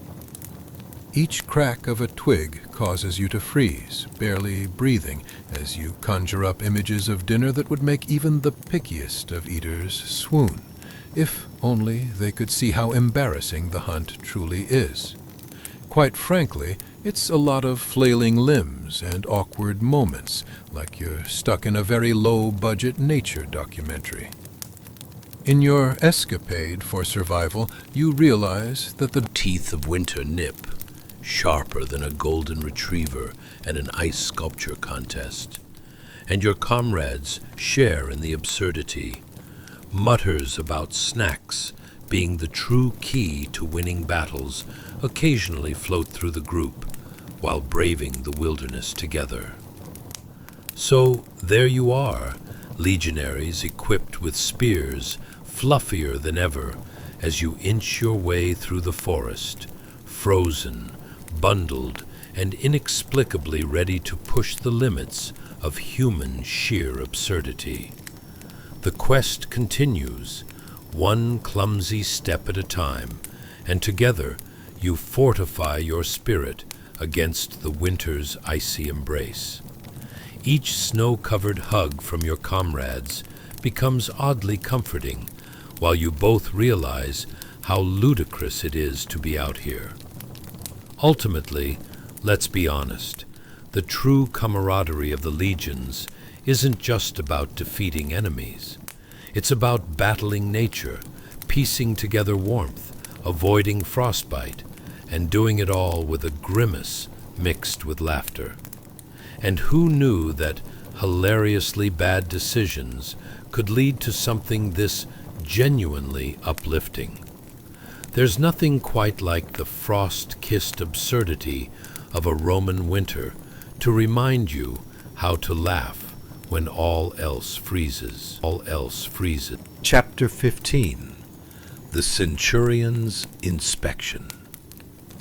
Hey guys, welcome back to the frozen wasteland, where the only thing colder than the air is the disciplinary tactics of a Roman centurion. Tonight, we're going to stroll through the frosty boots of a legionary as you stand in a line colder than a penguin in a snowstorm, waiting for an inspection that might send even a Spartan running back home. Trust me, winter in the Roman Empire brings its own unique brand of icy despair that's about as inviting as a Monday morning meeting. Before we plunge into this chilling saga, do us a solid. If you enjoy the ride, give us a thumbs up, subscribe, and drop a comment. Your thoughts mean more to us than half-frozen bread means to a starving soldier. Grab a blanket, and let's see how life would unfold if you were a Roman legionary enduring a winter that feels like it lost a bet to a snowdrift. So, picture this. How would you feel being lined up under the watchful eye of a centurion whose idea of fun is counting how many layers of wool you're sporting? Do you think he has a hidden career as a fashion critic, judging a sheep-themed runway? Can you imagine the horror of being told to inspect your comrades' cloaks to ensure they're not secretly made of llama wool? And think about it. If hygiene is vital, what's worse? Being called out for your unkempt beard, or being ridiculed for wearing your loincloth backward? Now, imagine the centurion's stern face as he inspects your frozen toes, deciding if they're fierce enough to be considered a good soldiers. Congratulations! You've just woken up in 1st century AD, where the chill isn't just from winter, it's the silent dread of the centurion's impending judgment. Let's dive into this icy inspection. You stand shoulder to shoulder with your fellow legionaries, each of you dressed like an overstuffed sausage in wool garments that might as well be mummified. The centurion approaches like a blizzard in a bad mood, a figure of authority that exudes more chill than a polar bear in a tuxedo. His armor gleams bright and shiny, like a bad idea you wish to return. "Line up," he barks, sounding like he's rehearsing for a role in a particularly harsh rendition of Frosty the Snowman. And as you shuffle to your feet, you can't help but feel a knee-deep instinct to bolt back to the warmth of your tent. Your leather sandals, practically frosted over, squeak against the ground, providing a soundtrack that's part neurotic hamster wheel, part theatrical farce. Welcome to Winter Camp, Roman Edition. The centurion circles like a hawk that accidentally wandered into a snow globe. He scans the ranks with eyes sharp enough to cut ice. This is your inspection. You'd better not have a single piece of snow stuck to your tunic, or by Jupiter himself, you'll face the wrath of legionary punishment. You can't help but feel sorry for your fellow soldiers, half of whom are trying not to sneeze during this absurd display of sub-zero scrutiny. "Show me your feet," he demands. Yes, this is truly happening. Suddenly, warmth from embarrassment sweeps over you as you consider the horrific realities of revealing your toes to an audience that likely hasn't bathed in weeks. "Do you want trench foot?" he continues, his voice booming like a winter storm. "Because that's how you get trench foot." And lo, standing there barefoot gives you a fantastical sense of vulnerability. You'd trade your last ounce of dignity for a pair of fuzzy socks right about now. "Have these shoes ever seen a good scrub?" He raises an eyebrow, and you contemplate your life choices as you desperately wish for a Roman equivalent of a foot spa. The irony compounds, frozen tundra and all, and here this guy is, testing your sturdiness while you can barely feel your extremities. Let's be realistic here. Hygiene among legionaries is no joking matter, especially when you face frostbite that makes your skin resemble an overcooked sausage.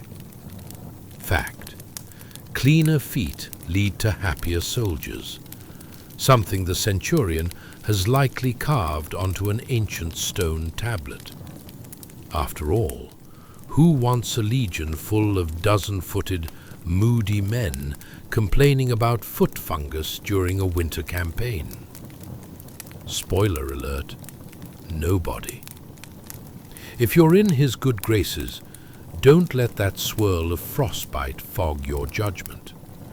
The centurion inspects each soldier with an intensity that could melt ice caps. If I discover one of you has gone unwashed in the past week, I'll assign you the most desolate duty: cleaning the latrines. His voice echoes through the cold air, embedding a sense of dread deeper than the snowdrifts.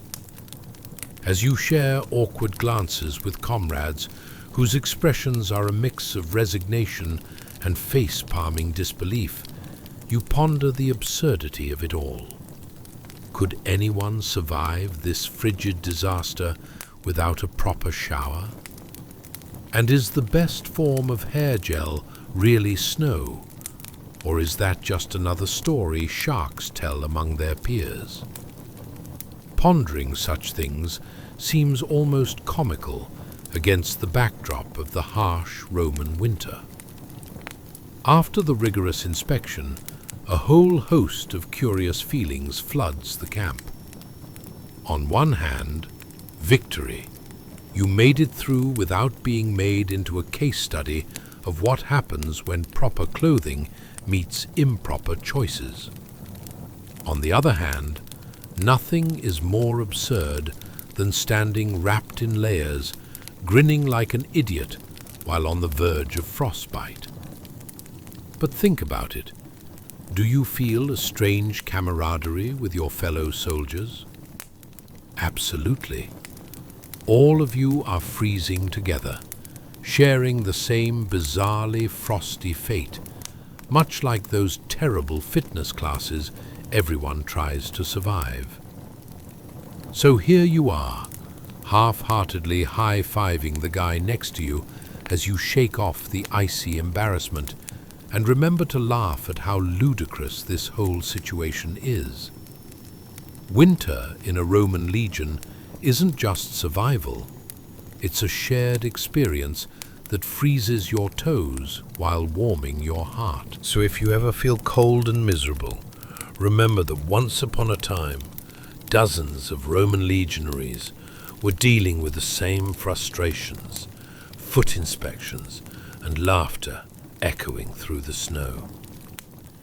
And as you hunker down for the night, snug in solitude, perhaps you'll find warmth in the knowledge that goofing off in frigid conditions is a time-honored tradition. Welcome to the enchanting world of layabouts in the depths of Roman wintry madness. You're never alone, even in the frosty grip of a centurion's watchful eye. Chapter 16. The Necessity of Foot Rubs. Hey guys, welcome back to the land of winter woes, where frostbite isn't just a concern, it's basically a regular Tuesday. Tonight, we're diving into a surprisingly intimate moment between comrades in the frigid embrace of the Roman army. Imagine a scene you thought only existed in your worst, sitting on the couch in your PJs for too long nightmares. Except here, it's all about foot massages to fend off frostbite. But before we step, or should I say shuffle, into this icy relaxation session, let's take a moment to reflect on your current state of existence. You're cozy at home, perhaps guilt-tripping a half-eaten tub of ice cream while you imagine how much worse life can get, right? But what if I told you that those Roman legionaries had it even worse? Can you fathom standing outside in the freezing cold while someone inspects your toes like it's an art exhibit? Ever thought about how being a soldier meant swapping personal space for personal grievances over corns and calluses? Now, dim the lights, grab a blanket, and settle into your favorite chair. Picture this: a frigid camp filled with legionaries whose sole objective is to survive the winter without losing an extremity. Congratulations! You've just woken up in the 1st century AD, surrounded by men so cozy with each other, the concept of personal space might as well have been out of stock. Here's where our journey begins. Let's talk about a brotherhood forged in the frost. You're nestled in your cozy corner of the barracks, which, if we're being honest, also doubles as a wind tunnel and a slightly less classy barn. Smell that? Oh, it's the delightful blend of wet wool and unwashed bodies, turning into an aroma their ancestors probably wished would be lost to history. Now, take a moment to absorb the scene. Warm-blooded gladiators of Rome huddled together, sharing more than just campfires. These legionaries are sharing an odyssey of shared discomfort. And sometimes that pain manifests in a rather peculiar way. Foot massages. Yes, you heard that right. Just imagine the moment. You're sitting in a circle with what seems like the world's most unfortunate spa day. You look over at your fellow soldier, a burly chap with a beard thick enough to insulate a small house.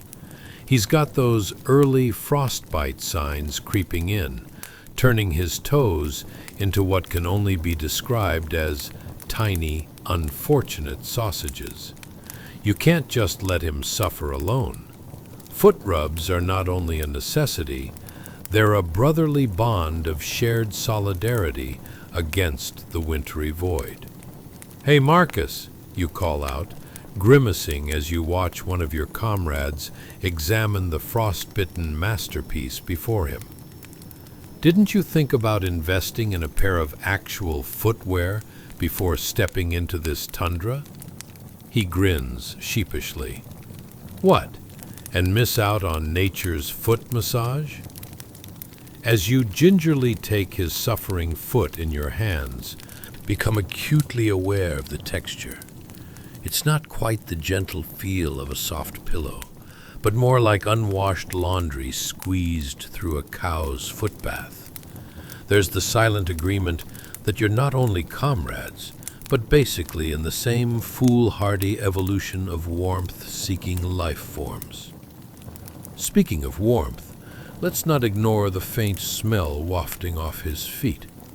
It's like a haunting blend of cheesy feet and unfulfilled dreams. The tension in the air is palpable, but perhaps the best part of this frozen mortification is watching others try not to laugh. Picture the situation. A group of grown men, soldiers sworn to protect Rome, now reduced to an assembly line of slushy foot care. Have you ever wondered what was going through their minds? Did anyone ever consider that a snowball fight might be less embarrassing than nurturing personal fungi? Every desperate rub and awkward smile is exchanged with a realization. Camaraderie in the Roman army is built on honor, valor, and occasionally the shared experiences of toe emergencies. Doesn't it make you feel ever so slightly smug knowing your modern-day worries about maintaining a socially acceptable pedicure? Then there's the crucial aspect of verbal motivation. As you knead the frozen foot, you softly chant supportive phrases. "You'll be a toe model yet," or "Frostbite flattens the spirit, but I'm here to elevate it." You begin to question your life choices. Is this what Roman glory feels like, sacrificing dignity in the service of your companion's feet? At last, with an exaggerated sigh of relief and perhaps more laughter than appropriate, you let go of Marcus's numb foot. The deed is done. The frost has been tackled, one awkward foot massage at a time. And you know what? It's moments like this that redefine solidarity. The bond you share may not be glorious, but it certainly beats freezing to the ground, waiting for an inspection, which, let's face it, isn't as nifty as playing thermal foot therapist. And as this charming micro-world unfolds among your fellow legionaries, remember that those winters in the Roman Empire were additional walks in the freezing park, bound together by stubborn toes and warm hearts. Good night, brave soldier. May your dreams be filled with softer socks and brighter tomorrows. Chapter 17. The Eagle and the Icicles. Hey guys, welcome back to tonight's episode of Historical Horrors Winter Edition, where the weather is less "let's build a snowman" and more "I can't feel my toes." Grab your favorite blanket and let's dive into the frigid depths of history. Tonight, we're exploring something colder than your ex's heart. The harrowing winter experience of a Roman legionary, where the only thing they marched toward was freezing to death. Now, before you settle in, let's ask a few questions that ought to chill your bones even further. Ever wondered how many layers of wool it takes before you resemble a very confused marshmallow? Or how the motto, "No soldier left behind," turns into "No soldier can feel their feet" when frostbite strikes? And let's not forget about the logistical conundrums of winter warfare. How do you lead a charge through snow when your boots feel like they're packed with tiny, angry hedgehogs? So, dim the lights, put on a fan if you feel like embracing that winter chill, and settle in for a ride through the winter wonderland of the 1st century AD.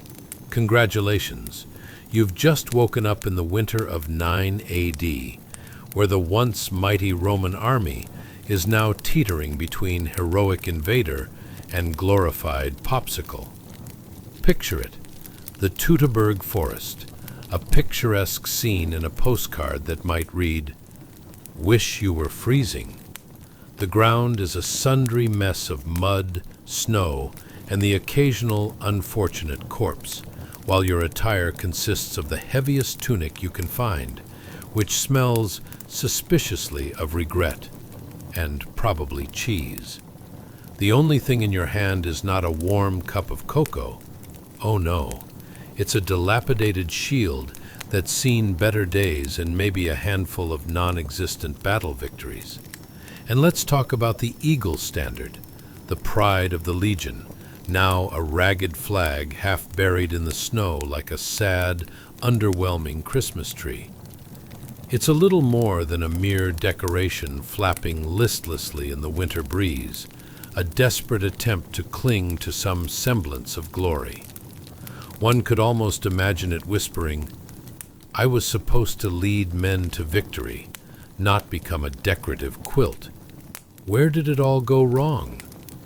Ah, but what does it mean to be a Roman legionary during this frosty time? Imagine hauling your body through this foreboding landscape, boots slipping and sliding in the ice, looking up occasionally to see your comrades grappling with their own struggles, like trying to light a fire with wet wood, while simultaneously wondering if they might just start breeding frostbite as a new lifestyle choice.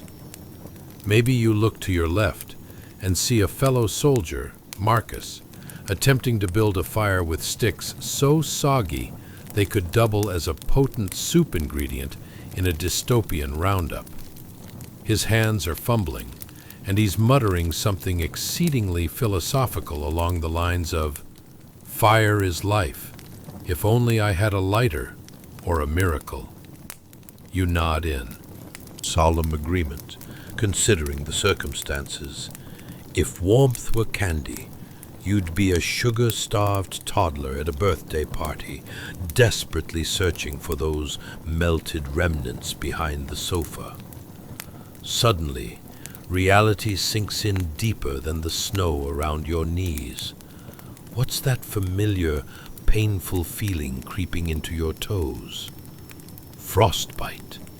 Ah, yes, the secret, unscheduled guest at the Winter Olympics of suffering.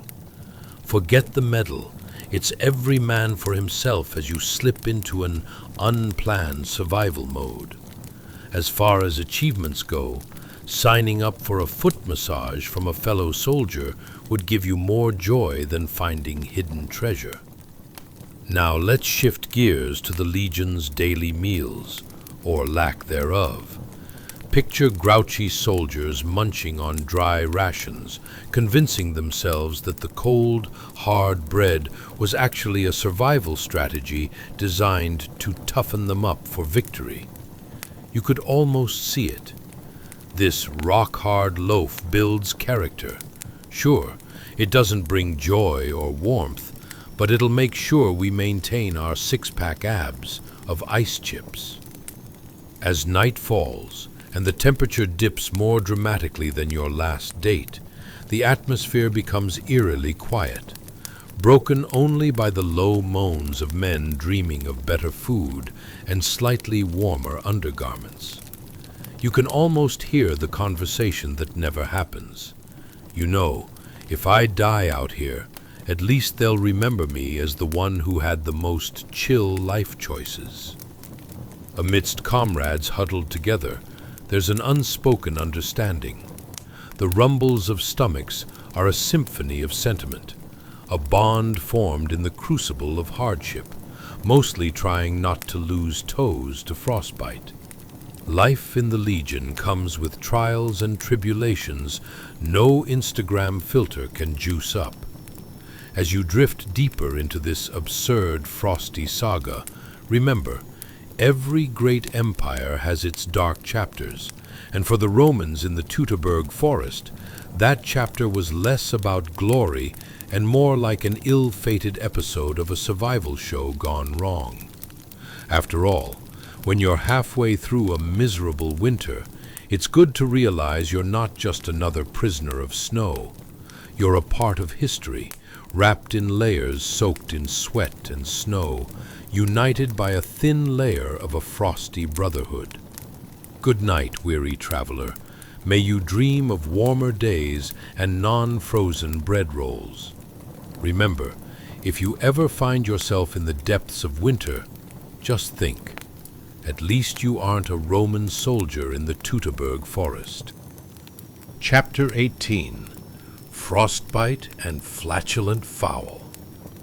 Hey guys, welcome back to tonight's episode of Historical Horrors, Winter Edition, where the snow isn't just pretty, it's practically a full-time job involving frostbite and questionable choices. Have you ever wondered what it's like to be a Roman legionary in the dead of winter, surrounded by more cold air than sense? Well, strap in, because tonight we're diving into what it's like to freeze your way through life, one soggy marching boot at a time. But first, let's ponder a few cosmic queries that may just chill you to your very core. How many layers of wool does it take before you become a walking marshmallow with regrets? What's the preferred flavor of frostbite? Toasty toes or numb upper appendages. And how does one effectively maneuver a sword when your feet have turned into frozen blocks of ice, sort of like popping on skates while attempting a pirouette? So dim the lights, crank that fan to recreate the authentic "I can't feel my face" experience, and get comfy as we slip into the winter of 9 AD, where the only charge a Roman legionary is leading is a stampede to the nearest warming pot. Congratulations! You've just woken up in the Teutoburg forest, where even the trees seem to be shaking in disbelief at your fashion choices. Picture the scene. The trees are as bare as a new recruit on inspection day, standing frozen against the backdrop of a brisk winter sky. A thick, damp chill dances in the air, settling on the ground like an unwelcome party guest who's overstayed their welcome. Only this one really brought the frost, and who could forget the delightful scent of smoldering wet wood mixed with despair? It's not quite a picnic, folks.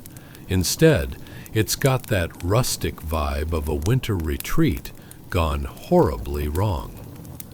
Let's hone in on our illustrious Roman legionaries, who are, without a doubt, the embodiment of happy-go-lucky whimsy.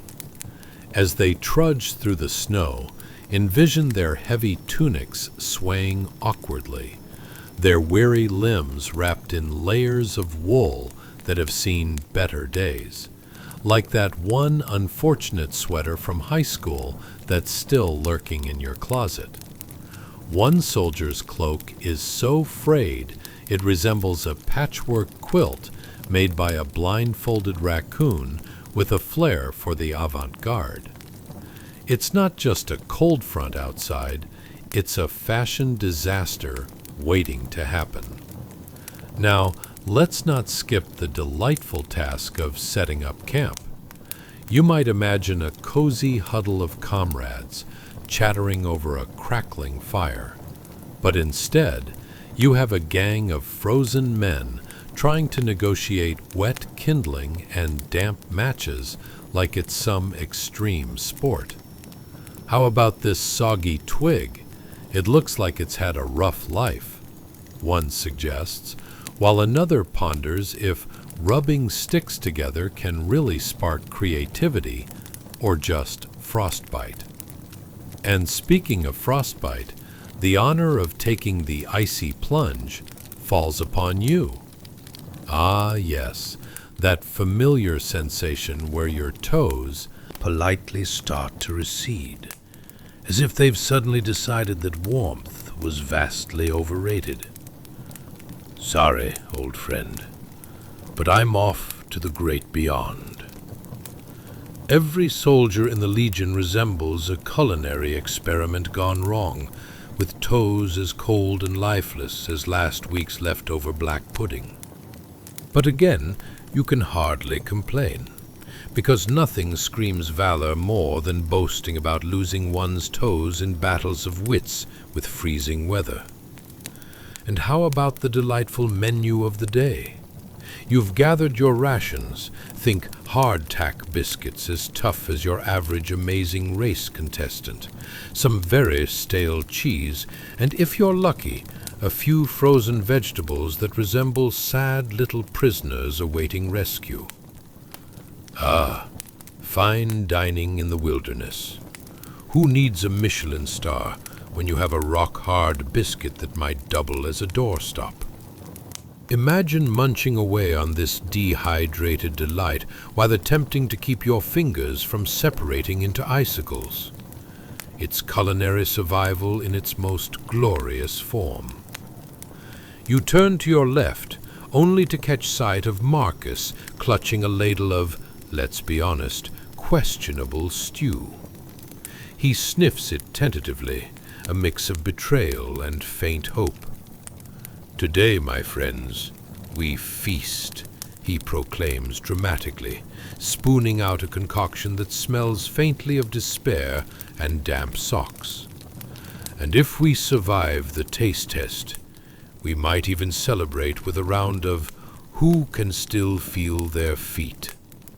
Cue the laughter, which is really just a chorus of chattering teeth. As night begins to fall, and the temperature drops faster than your sanity at a family gathering, the camaraderie takes a sharp turn into the wonderful world of frigid claustrophobia.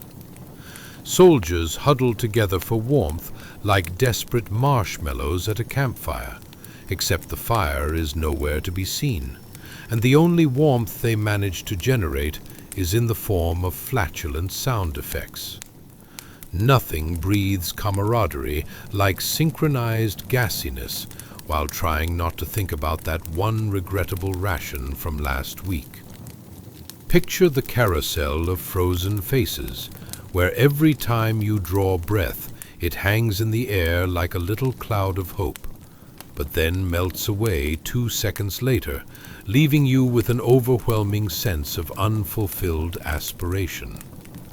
The only thing warmer than your thoughts is the far too close proximity to your sleeping comrades, rolling over and emitting, shall we say, a symphony of bellows.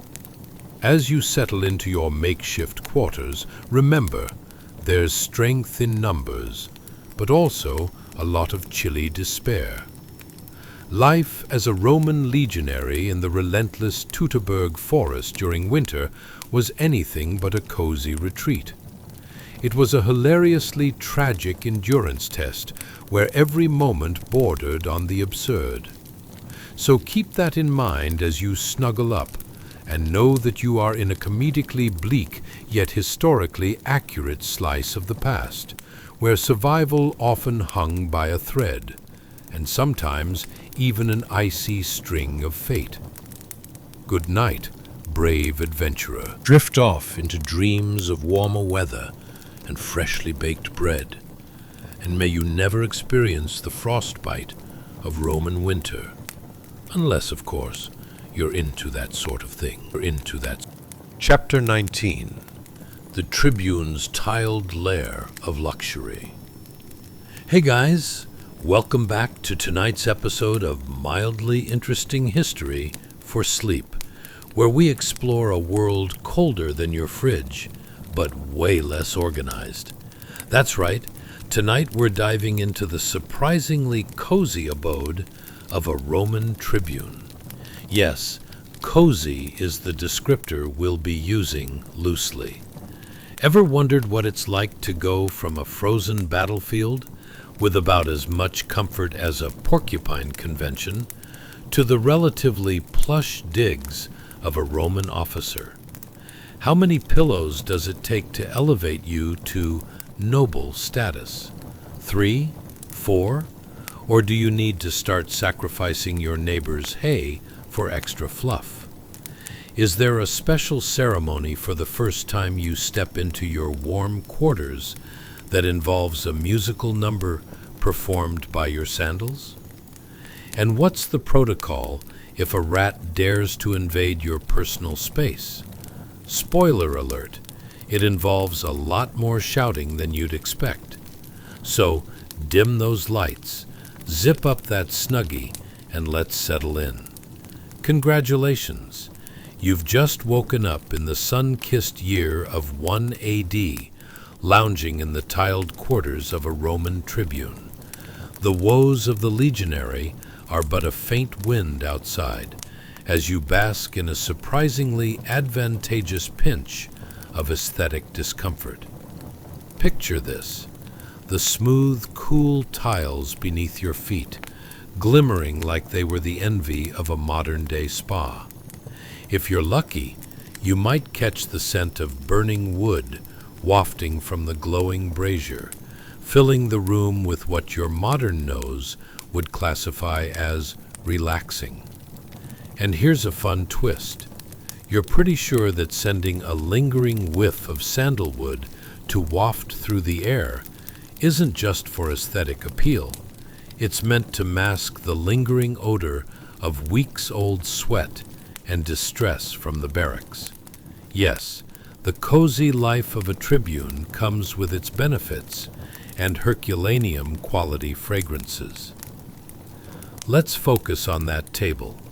It's a simple wooden construct, yet it looks suspiciously like it has all the character of a family heirloom, perhaps crafted by a very proud amateur carpenter with an eye for disaster. You can only imagine it telling tales of evenings spent strategizing the next conquest over lukewarm wine, the clattering of armor echoing as soldiers storm in and out, as if they were the high school drama club attempting to stage a performance of Romeo and Juliet, but chaos reigns as always. If you look closely, you'll spot evidence of several late-night feasts gone slightly awry, half-empty bowls of remains that are getting a little too cozy with the wildlife. Don't worry, that one seems to be reproducing. It's the circle of life, my absinthe-loving Tbilisi. Oh, the wonders of early pest control. Now, let's talk about that brazier heating the room. The flickering flames almost dance in a way that jovially suggests, you might be a powerful tribune, but the warmth from me is the only power you really need. We could all use that reminder when life gets chilly. Just picture a flame casually sassing you to your face while you anxiously sip on wine from a bowl like some ancient Roman caveman. As the sun dips behind the horizon, you may be tempted to snuggle deeper into your tunic, assuming it's not as frayed as a jester's making the joke of the century. For the Romans, layers were essential, and they weren't just styling options, my dear friend. Imagine you're trying to put together a fashion statement with tatters hanging off you like a bad breakup while you clamber to stay warm. An outfit built on optimism and delusion. And speaking of cold, how do you manage entry into society, looking paramount, when the only footwear you own resembles hand-me-downs from a disgruntled goat? Perhaps you'll stroll to the mess hall and promptly realize that your journey serves as a flurry of slips and slides upon the icy threshold, like trying to break dance in a slippery tavern without the alcohol-induced thrills. And for those of you wondering about morning routines, you'll have to wait. Let's face it, morning hygiene back then could make a feral raccoon blush. You have to share water basins with whatever grime your fellow triumphant strugglers left behind. Picture it. The water evaporates quicker than Roman promises during a battle, leaving you splashing away remnants until you resemble an unconventional pouring of muddy goodwill. But when it's nap time, oh, dearest listeners, nothing screams luxury like a bedding arrangement fluffed with hay reminiscent of a well-used pillow at a county fair. You might be slightly in need of the aroma department, but let's call it working with nature. You want comfort? An elite status symbol? Call it poetic justice. This simple bedding was the height of luxury for those entrenched in battle the night before. As the gentle glow from the brazier clings to the walls, however, you can't help but admire the arrangement as cozy yet perilous. After all, no one's ever tried to set the world on fire, literally and figuratively, without a few singed eyebrows along the way. So, there you are, rejuvenated by warmth, braved by adventure, and humorously off-center. Life isn't just about surviving. It's about embracing the hilarity of it all. So snuggle in, dear time traveler, imagining life on the edge of finesse, a fortified Tribune's little segment of hilariously absurd life. And may your dreams be as brightly lit as the glowing brazier that warms your heart and humor on this fanciful winter evening. Good night, and sweet, comfortable dreams. Take that Roman layer of plush warmth with you into slumber, into Chapter 20, Sparking Joy, the Art of Igniting the Improbably Warm.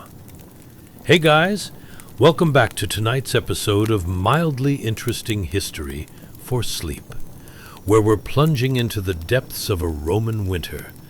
Tonight's adventure is so cold, it might just freeze your expectations, much like the feet of our brave soldiers. That's right, we're talking about the thrilling life-or-death drama of creating warmth in the wilds of ancient Rome. Let's face it, when you're fighting against the elements, you need more than just a solid battle plan. You need a spark of inspiration. Ever tried to light a fire while your fingers are so frozen it's like trying to start a car with a stick of butter?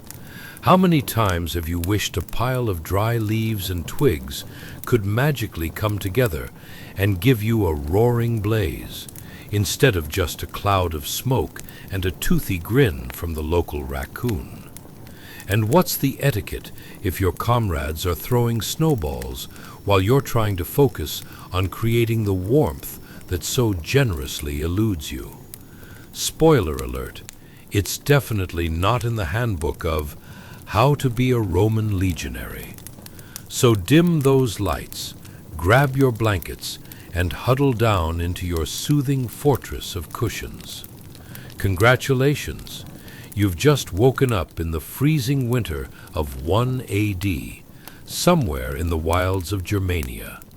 It's chilly, it's damp, and the only thing standing between you and hypothermia is your trusty flint and steel, and perhaps a slight hope that your battle buddy remembered to bring some dry tinder. Let's set the stage. You're crouched beside a group of fellow legionaries, rugged visages illuminated by the faint embers of yesterday's fire, and you're gripping a flint and steel as if they were the keys to the temple of Jupiter. The air smells like damp earth mixed with the faint odor of desperation as every breath fogs in a puff, a winter greeting that reminds you life is playing a cruel prank. The critical moment is upon you. Will you conjure warmth or simply provide the local wildlife with free entertainment? You can feel the tension hanging in the air, thick as a bear's winter coat. You strike the flint against the steel, sending tiny sparks flying with the enthusiasm of a Roman senator trying to get a vote. This is not just about staying warm. This is Sparta. Okay, wrong civilization, but you get the idea. The first spark hovers in the air like a magical fairy, looking for something to ignite. Fingers crossed, you hold your breath, praying the tinder plays nice. Then, in a moment of exhilarating triumph, or sheer luck, one spark catches the corner of the tinder. It quivers, looks around as if realizing its purpose for existence, and ignites with a small pop, like that first sip of a hot drink after plowing through a snowstorm in a thin tunic. Ah, the sweet scent of smoke rising up with the resolve of a legionnaire about to charge into battle. You fan the flames with the fervor of a talkative barista with a new espresso machine, puffing oxygen into your tiny woodland hearth. The warmth envelops you in an embrace that feels like a warm hug from an overly affectionate bear. Except this bear doesn't want to eat you, at least for now. Let's not overlook the sensation of heat radiating outwards, wrapping around you like an old cozy blanket, filled with questionable stains, but brimming with nostalgic memories. You can almost hear the fiery crackles singing a sweet serenade as your feet start to thaw from their ice-cold slumber. Every twitch of warmth sends sparks of hope right down to your toes, a sensation you've longed for, like a modern-day coffee addict yearning for caffeine after a long night. But hold on, let's not get too comfortable just yet. While you're indulging in this moment of warmth, ever wonder what happens when your fellow legionaries decide control over the flames is their new hobby? Suddenly, it's not just about keeping warm, it's a gladiatorial contest. I'll toss in this piece of wood, and you'll see who can hurl the best biodegradable kindling. It's like your high school science fair, only with more mud and fewer blue ribbons. And so, the gamble of the evening proceeds, as one of your comrades inadvertently tosses in a slightly damp log that hisses and sputters like an angry cat, evoking laughter and mild panic. Those amateur antics might just earn an invitation from the fire gods for the not-so-great honor of viral means in Eternum, a title your friends will probably use to roast you for centuries to come. Finally, you manage to capture the magic of the moment. Warmth envelops you, and you can't help but reflect on how life, much like this fire, is a complex dance of both skill and chance, punctuated by laughter and, yes, a sprinkle of chaos. Warmth is achieved, the spirit is lifted, and the echoes of joyful camaraderie seem to melt the very frost around you, like thawing ice cream on a summer's day, assuming you don't have a bear trying to steal it. As the flames crackle soft and steady, you settle into this new existence, alive against nature's bite. You may be facing frostbite tomorrow, but tonight, my friend, tonight, you have mastered the art of igniting the improbably warm.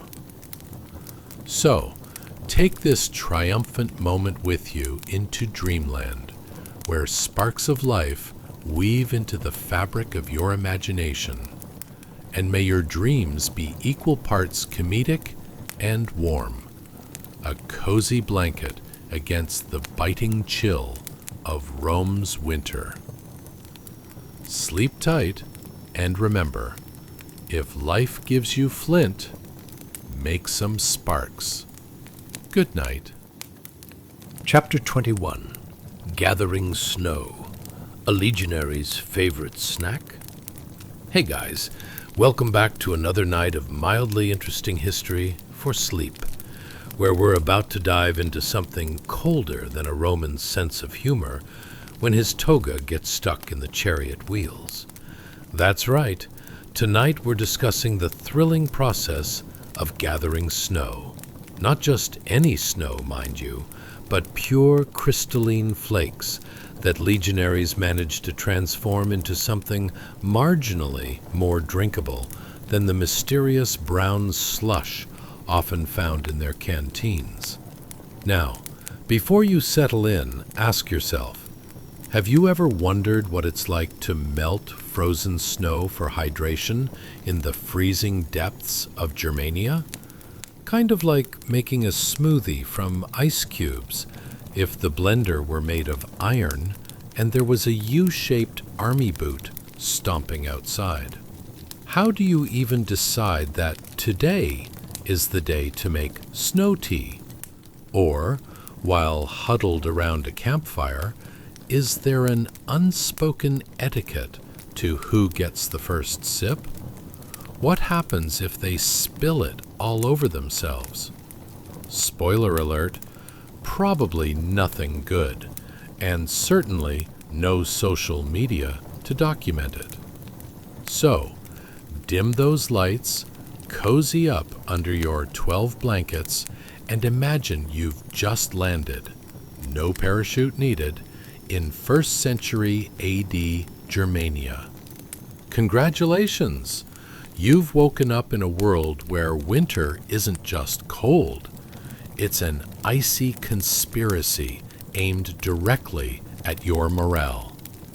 The ground is harder than your Aunt Mabel's fruitcake, and you're about to witness the creative genius and absurdity of a bunch of burly legionaries making do with nature's frosty offerings.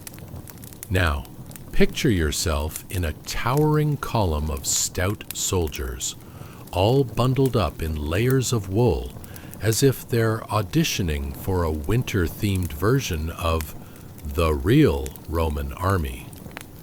You see them gathering up the pristine white snow, like a bunch of picky chefs hunting for the last organic avocado at Whole Foods, filling their metal pots.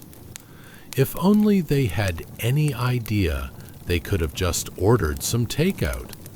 But alas, in this age, sourcing hydration is more of a noble quest than a jaunt to the local Starbucks.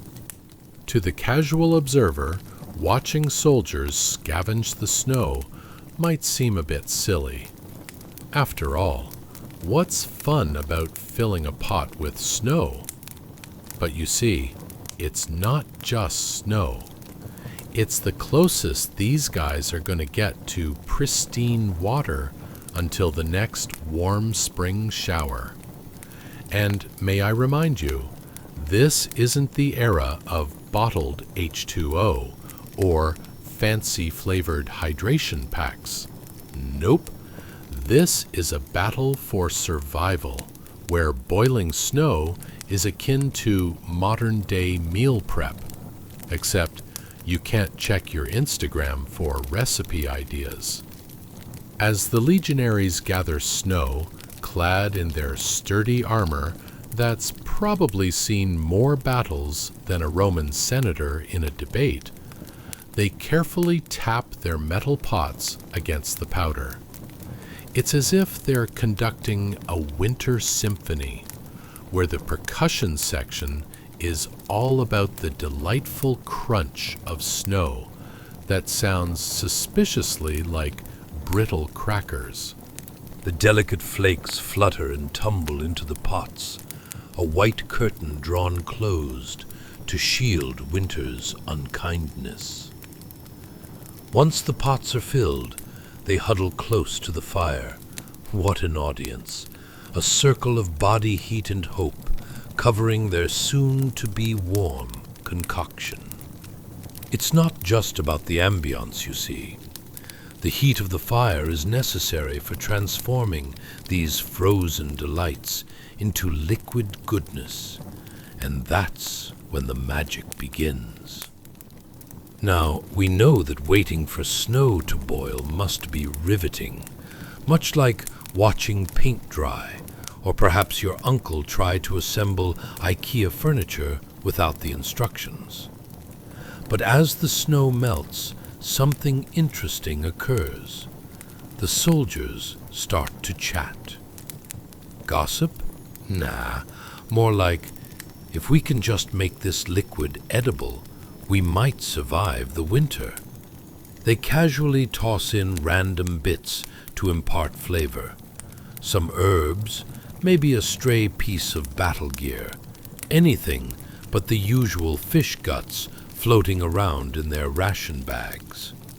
Snow soup, anyone? Fresh melted snow, wafting that sweet scent of, well, nothing really. Because let's face it, snow doesn't smell like anything at all, which does serve to build that suspense. One soldier lifts his cup in a ceremonial toast, while everyone else tries to look impressed. "To hydration," he declares, clearly more jolly than the interior of his armor. You can almost hear the collective thought, "Better than nothing, I suppose." Is it just me, or does the group's morale fluctuate more than a newly elected consul's approval ratings? Of course, the water boils, and for them, it's as if they've just seen the Holy Grail in the most mundane form possible. As they each take a sip, one soldier accidentally lets out a loud "Ah!" that echoes through the trees. It's not a tribute to the gods, but rather the realization that hot water doesn't immediately freeze on contact with their clammy lips. He misses the look of pure derision his buddies shoot him, because, let's be real, when you're sharing a moment of triumph over melted snow, ego takes a back seat to survival. And while some enjoy their snowy brew with all the dignified grace of a careful diplomat sipping fine wine at a feast, others seem more akin to puppies splashing on a frozen pond, overexcited and completely unaware of the consequences of their own actions. Suddenly, someone sneezes, and half the group erupts into laughter, like a bunch of frat boys at a party trying to impress future citizens of Rome. Meanwhile, that fine drink erupts like a geyser. Congratulations! You've just made snow soup a spectator sport. The icy brew warms them enough to fuel some long overdue reflections on, why did I sign up for this life? For many legionaries, gathering snow is just another day in the brutal life of a soldier during winter. In some ways, it's a culinary adventure, albeit one with frostbite potential. Isn't that the beauty of living in ancient times? Who needs Michelin stars when you have a plethora of crunchy white flakes? So there you have it. Soldiers, boiling snow, clashing pots, and questionable hydration practices, more difficult than assembling furniture from the store with no instruction manual. As you close your eyes, let this image settle in your dreams. Because if you think today's cooking methods are absurd, just wait until ancient Rome tries to navigate winter's icy grip. Sleep well, dream of snow that becomes warm soup, and remember, life isn't about how hot your water is, it's about who you share it with, even if that's a bunch of awkwardly laughing legionaries. Good night. Chapter 22. Maintaining Peace and Sharp Blades. The Tent Life of a Legionary. Hey guys, welcome back to another episode of Mildly Interesting History for Sleep, where tonight we're diving deep into the sultry world of a very cramped Roman tent in winter. Picture this. Two focused legionaries diligently cleaning, inspecting, and oiling their gladius swords and pilum spears in smoky, damp conditions. It's not exactly the setting for a culinary masterpiece, but it's certainly a tutorial on how to maintain your weapons while trying not to inhale too much of the campfire's dubious charm. Sifting through the history of weapon maintenance might sound less exciting than binge-watching that new series your friend recommended, but let me assure you, it's positively thrilling. If you've ever wondered how to look like a hero while covered in soot and sweat, you've come to the right place. So, before we dig into the lively chaos of sharpening blades in a tent, give yourself a moment to ponder. Have you ever tried to keep your bathroom clean while your cat is enthusiastically digging up every piece of fluff? Or consider, how do you choose which sword to polish first when all of them seem equally deserving of attention?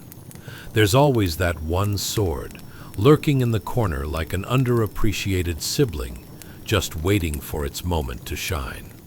Now, let's imagine you've just woken up in 1st century AD Germania, where today's top entertainment involves making your gladius shine brighter than Augustus Caesar's golden statue. Congratulations!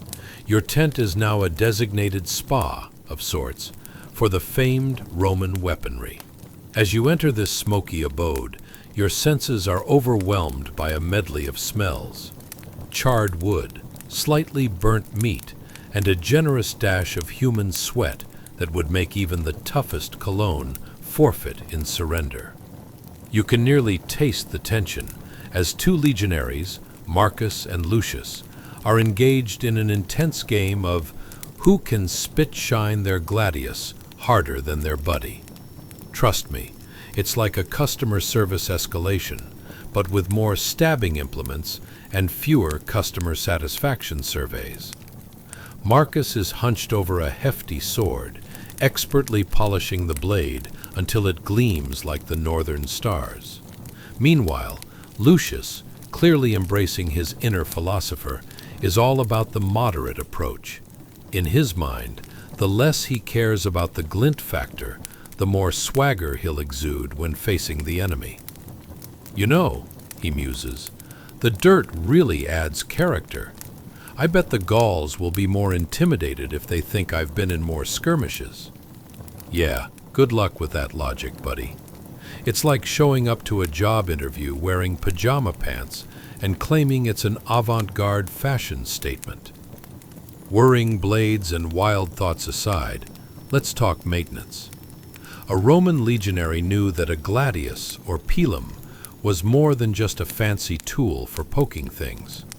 Your weapon was your lifelong companion, kind of like that tattered old blanket you can't bear to throw away, even though it's more holes than fabric. These legionaries were engaged in a routine that would have made any modern self-help guru proud, full of mindfulness and reflection, if they were into that sort of thing, which they probably weren't, while elbow-deep in grime.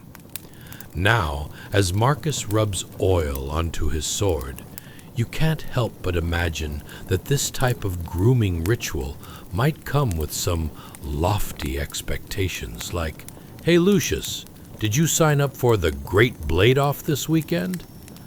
Picture warriors lining up, swords in the air, all sponsored by spiffy logos and promises of victory seasonings that somehow flavor every engagement. Yes, nothing draws the audience in like the clanking of blades amid an atmosphere that smells suspiciously of unwashed soldiers and ancient drama. The competition isn't just for the best weapon maintenance, but who can manage to slip more puns about their blades without bursting into laughter. Meanwhile, the tent's air is thick with smoke, and Lucius wants none of it. He opens the tent flap, not realizing his trusty shield is now a makeshift doorstop, ready to launch into battle if the wind picks up. "It's a drafty nightmare in here," he mutters, eyes squinting against the haze. "Has the eternal city trained us to be warriors or full-time mules?" It's safe to say, unless you've experienced the delightful joy of maneuvering an oily blade while negotiating for space and air, you can't really grasp the home-like ambiance of this battleground. Think of it as being stuck in an elevator with random strangers. Everyone's got their goal, no one has enough space, and the old man at the back won't stop talking about how, in his day, the going pressure cooks were much tougher than today's versions. Once the gladii are gleaming and ready, there's a moment of triumphant silence. Well, until a nearby legionary sneeze breaks the concentration, making Lucius jump and nearly plunge his freshly polished sword into his own foot.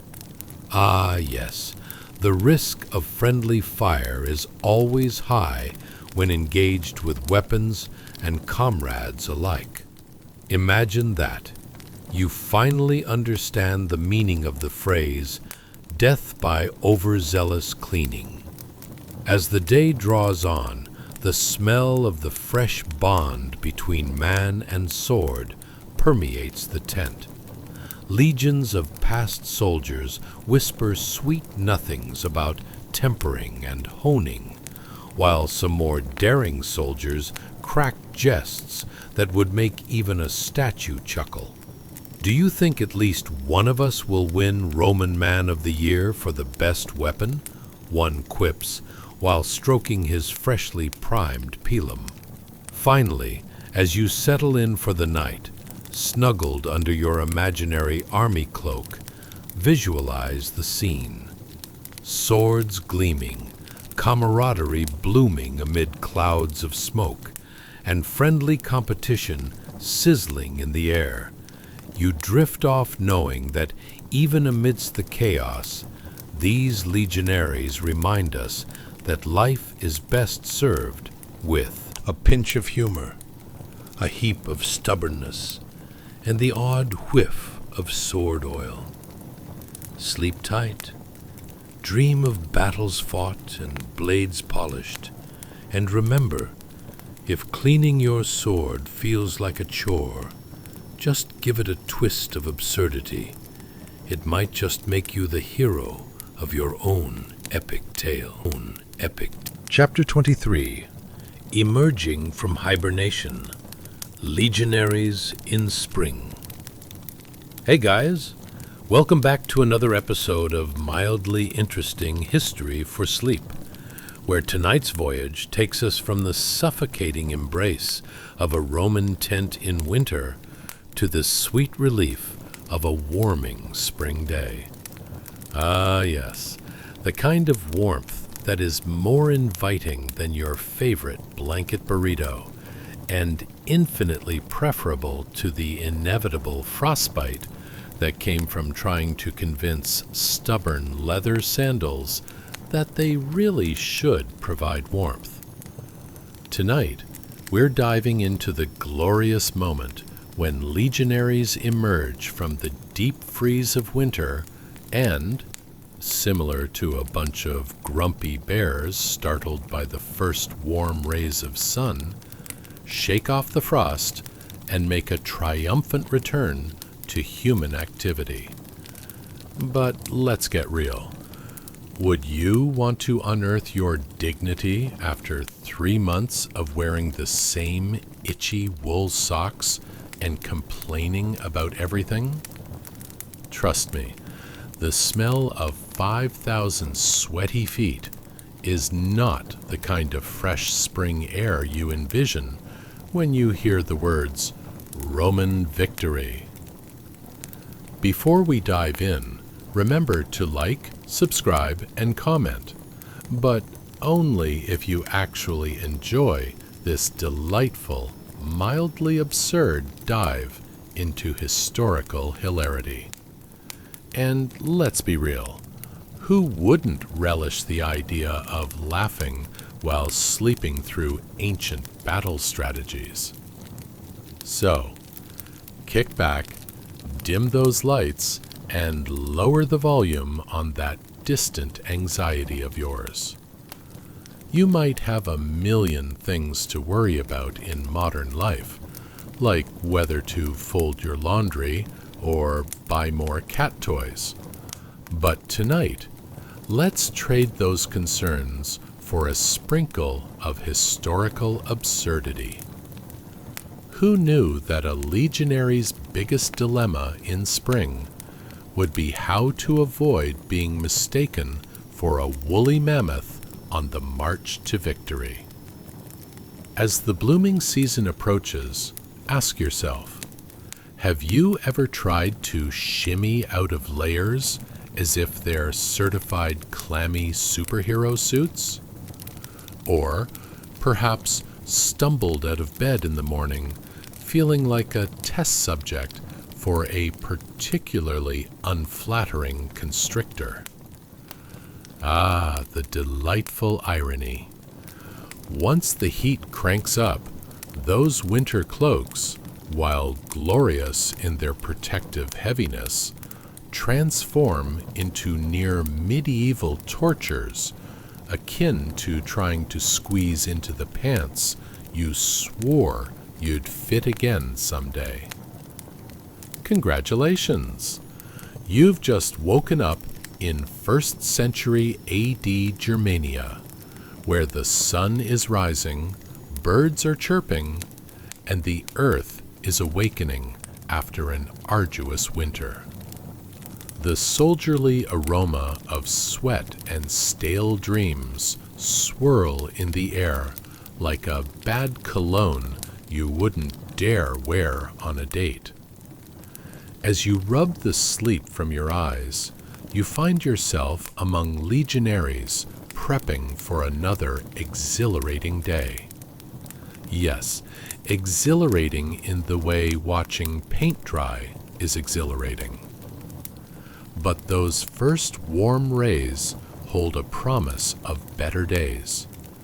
Kind of like those famous "the weekend is coming" vibes, if the weekend involved a pack of hungry barbarians and limited rations.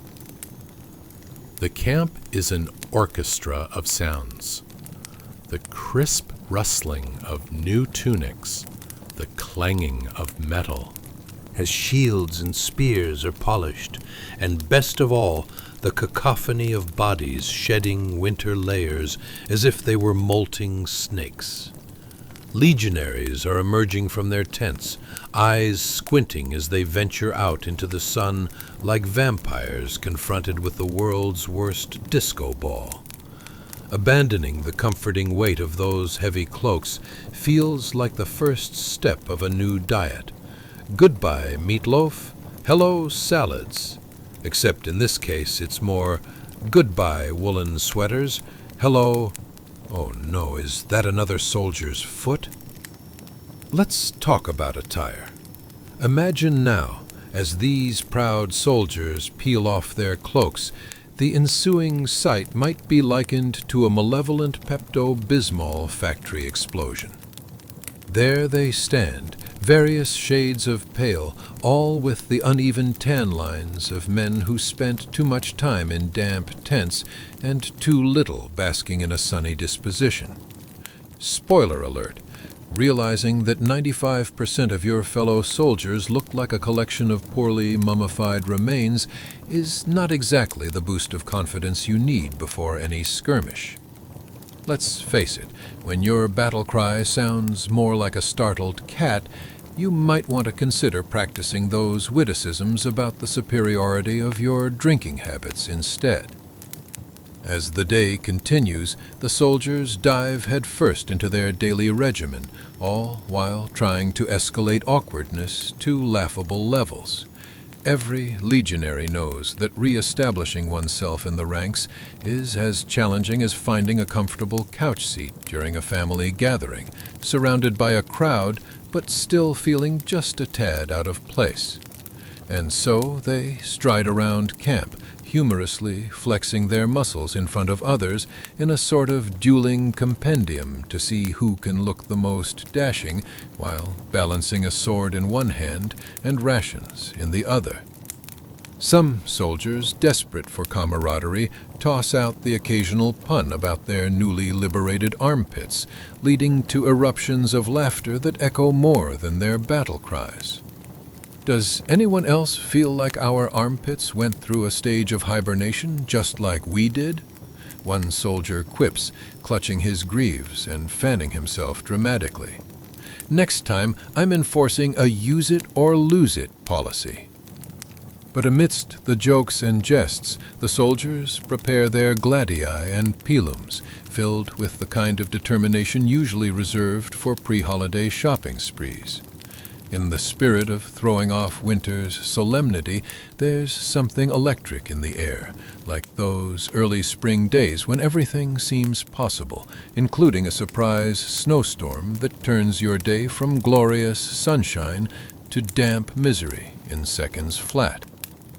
With camaraderie on the rise and laughter bridging gaps previously filled with winter chill, life at the camp blossoms, much like the wildflowers daring to peek through the soil. You close your eyes for a moment, the scent of metal and sweat mingling with the vibrant hints of approaching warmth. You might drift off to dreams of far-off realms and Glorious battles, waking up in a springtime world brimming with shenanigans and a scent that, well, at least smells better than that tent from winter. So as the day wanes, remember the victory that awaits when the last cloak sheds and the weight of winter decorum transforms into bursts of laughter and unexpected friendship amidst the chaos of a Roman camp. And perhaps, just perhaps, that's a lesson we can carry into our own lives. After all, if you can't laugh about your hibernation antics, what's the point? So sleep tight, envisioning the Legionary's escapades, and know that every ending must come with a laugh, and maybe an explosive display of frozen diets. Chapter 24. A Prayer for Survival. The Serious Business of Legionary Life. Hey guys, welcome back to another episode of mildly interesting history for sleep. Tonight, we're trading the rusty chill of the Roman winter for a moment of solemn reflection. And right now, we're about to dive headfirst into the nearly shimmering world of prayer, sweat, and, dare I say, intense awkwardness brought to you by our intrepid Roman soldiers. As we step into the flickering light of a makeshift shrine, let's be real. We're in the presence of a legionary who's probably praying harder than you did before that big school exam back in the day, when the only thing heavier than your textbooks was your anxiety. Will there even be a safe return from the battlefield? Or will he end up on a missing, extremely average soldier poster? But before we delve deeper into this sacred and slightly humorous moment, if you're enjoying this journey through mildly absurd historical hilarity, don't forget to like, subscribe, and comment. But only if you actually enjoy this. Remember, the last thing we need is for you to comment, "How dare you interpret history with humor," while rolling your eyes into the back of your head. Now, dim those lights, cozy up in your blankets, and get comfortable. Tomorrow's concerns can wait, like that ever-mysterious sock that never comes out of the dryer. Have you ever found yourself kneeling somewhere, perhaps in front of your fridge, contemplating the last slice of pizza and sending prayers to the pizza gods for it to be untouched? Or maybe you've stood in line at the DMV, wishing hard for patience, or, at the very least, a faster-moving line. Congratulations! You've just woken up in 1st century AD Germania, where the frost clings to the ground like an overzealous clingy X, and the sun, if it appears, will only be a tease. You rise from your spot in the Roman encampment, rubbing the sleep from your eyes, surrounded by fellow legionaries, each lost in their thoughts about the upcoming campaign season. Before you is a makeshift shrine, more impressive in its earnestness than its aesthetics. Imagine a collection of rocks stacked together awkwardly, joining forces with sticks, like a failed Pinterest project that could have used a little bit of finesse. And there, kneeling beside it, is your friendly neighborhood legionary, bowing his head with solemn determination, clutching a spear in one hand and muttering fervently like a man who just realized he forgot to set his Sunday roast on time. The air is thick with an assortment of fragrances. A lovely bouquet featuring hints of damp wool, seasoned sweat, and an unseasonably powerful whiff of soggy leather. Not exactly the aromatic bliss you'd want your 3-week vacation scented by. You squint at the sight. There he is, a steadfast soldier who's raised the bar on prayer, knee-deep in serious contemplation, probably offering his heartfelt hopes for survival, and possibly a well-aimed wish for a pair of winter socks that don't itch like they've been sewn together using goat bristles. Excellent priorities, my friend. Let's talk about the stakes here. Winter's been more brutal than your cousin Larry at a game of Monopoly, leaving soldiers feeling like they spent way too much time trying to keep warm by snuggling with their chariots, then forgetting to actually move them. The prospect of battle looms like the specter of awkward family reunions. So what do you pray for? A warm meal? A solid supply of wine? Or the sheer gratitude of coming back not just for the glory, but to experience the joy of fresh bread and a fully intact body? As the icy breath of Germania crops up around the camp, this lone soldier offers his sincere plea for survival, for safe passage through the coming chaos. You can't help but wonder, does he ever feel like an underdog film character, hoping to win over the audience with his resolve to rise above the odds? Perhaps a little montage will spring to life any moment now, complete with an inspiring soundtrack and a close-up of him marching determinedly, casting a glance back at his comrades like, whatever happens out there, at least no one can mock my prayer posture. But oh, let's not forget the small comedic details. Can you imagine, amidst such solemn moments, if someone sneezes? Picture it, the wholly intense vibe shattering like glass, that primal sound echoing through the chill air as the legionary's pet prayer gets tossed out like a bad piece of bread. Blessed gods, please don't let me catch a cold before I'm skewered in battle. Or, please let me come home to something other than the cold, judgmental glare of my mother for being unspectacular once again. And then, in the silence that follows, the other soldiers participate in a casual competition of who can avoid eye contact without bursting into laughter. It's the kind of moment where victory doesn't wear a crown. It wears the awkwardness that only a mix of somber devotion and impending doom can bring. As a gentle warmth begins to dissipate the cold grip of winter, you feel compelled to add your own prayers to this absurd mix.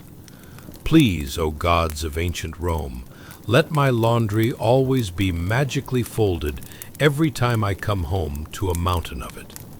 Thoughts begin to run wild. And please grant that I never have to deal with another peasant's questionable cooking experiments.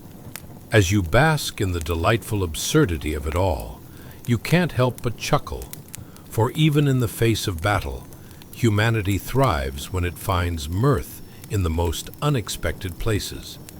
And perhaps that's the true call of survival, finding laughter among the frost and fear, the joy of camaraderie over a simple prayer that draws all soldiers together before a shivering winter dawn breaks, setting the stage for the absurdity of life, whether it's in battle or the eternal question of weather. Lunch should be a sandwiches or leftovers.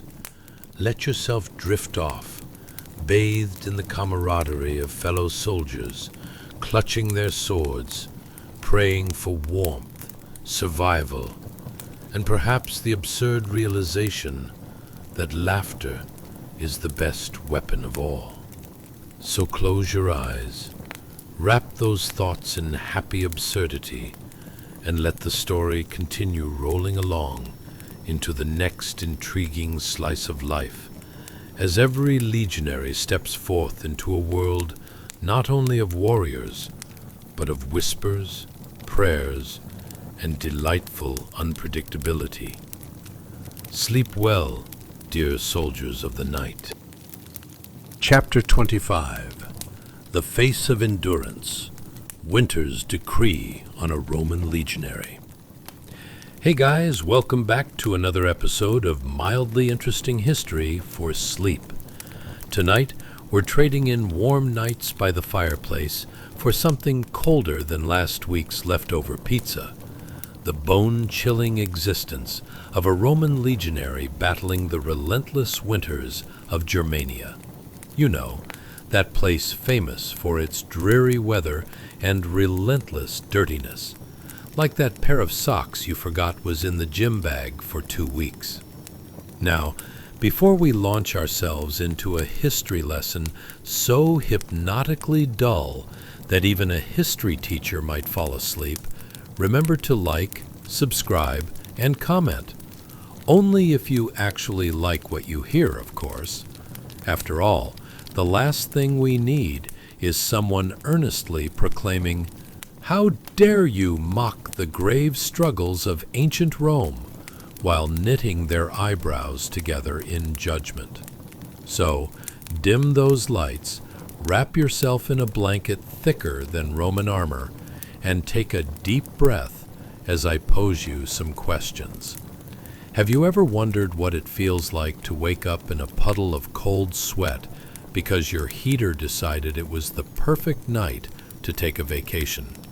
Or how about waking up in a tent where every breath feels like an icicle forming in your chest, waiting to stab your heart out?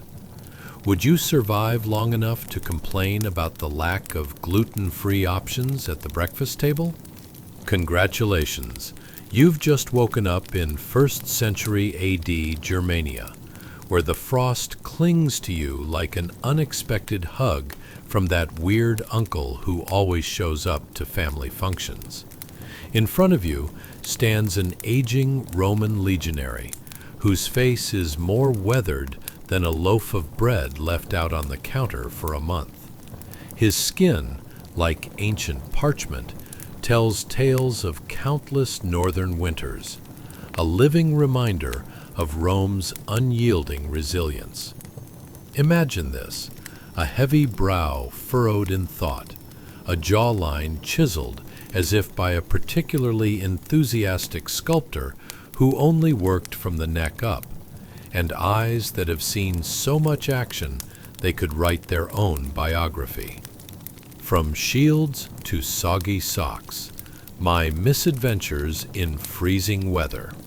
As he trudges through the snow, the chill in the air is more aggressive than an unexpected group project during your final year of college. Each step is a mini battle against the frostbite nipping at his exposed skin. You can practically hear his joints creaking like an old door shut by a mischievous ghost. Couldn't they have invented a little more comfort in boots? He probably muses, wishing for something other than Roman sandals, the kind that give you toe frostbite and writer's cramp from the countless blisters produced. You can almost smell the mix of damp wool and sweat wafting through the frozen bliss of early morning, which could best be described as a delightful bouquet that reminds you of a damp dog's fur. And let's not forget the perfume of roasted turnips lingering in the air. Camp. Because nothing says Merry Christmas quite like a bowl of slightly rotten vegetables in sub-zero temperatures. That's right. I hope your dinner tonight was better than a legionary's breakfast.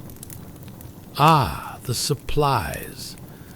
This legionary carries not just equipment, but also the burden of a heavy, beautiful cloak, his last shred of dignity against winter's mighty breath. It's as if he wrapped himself in a gory patchwork of animal skins that smells like, we didn't get to wash this again before the frost came.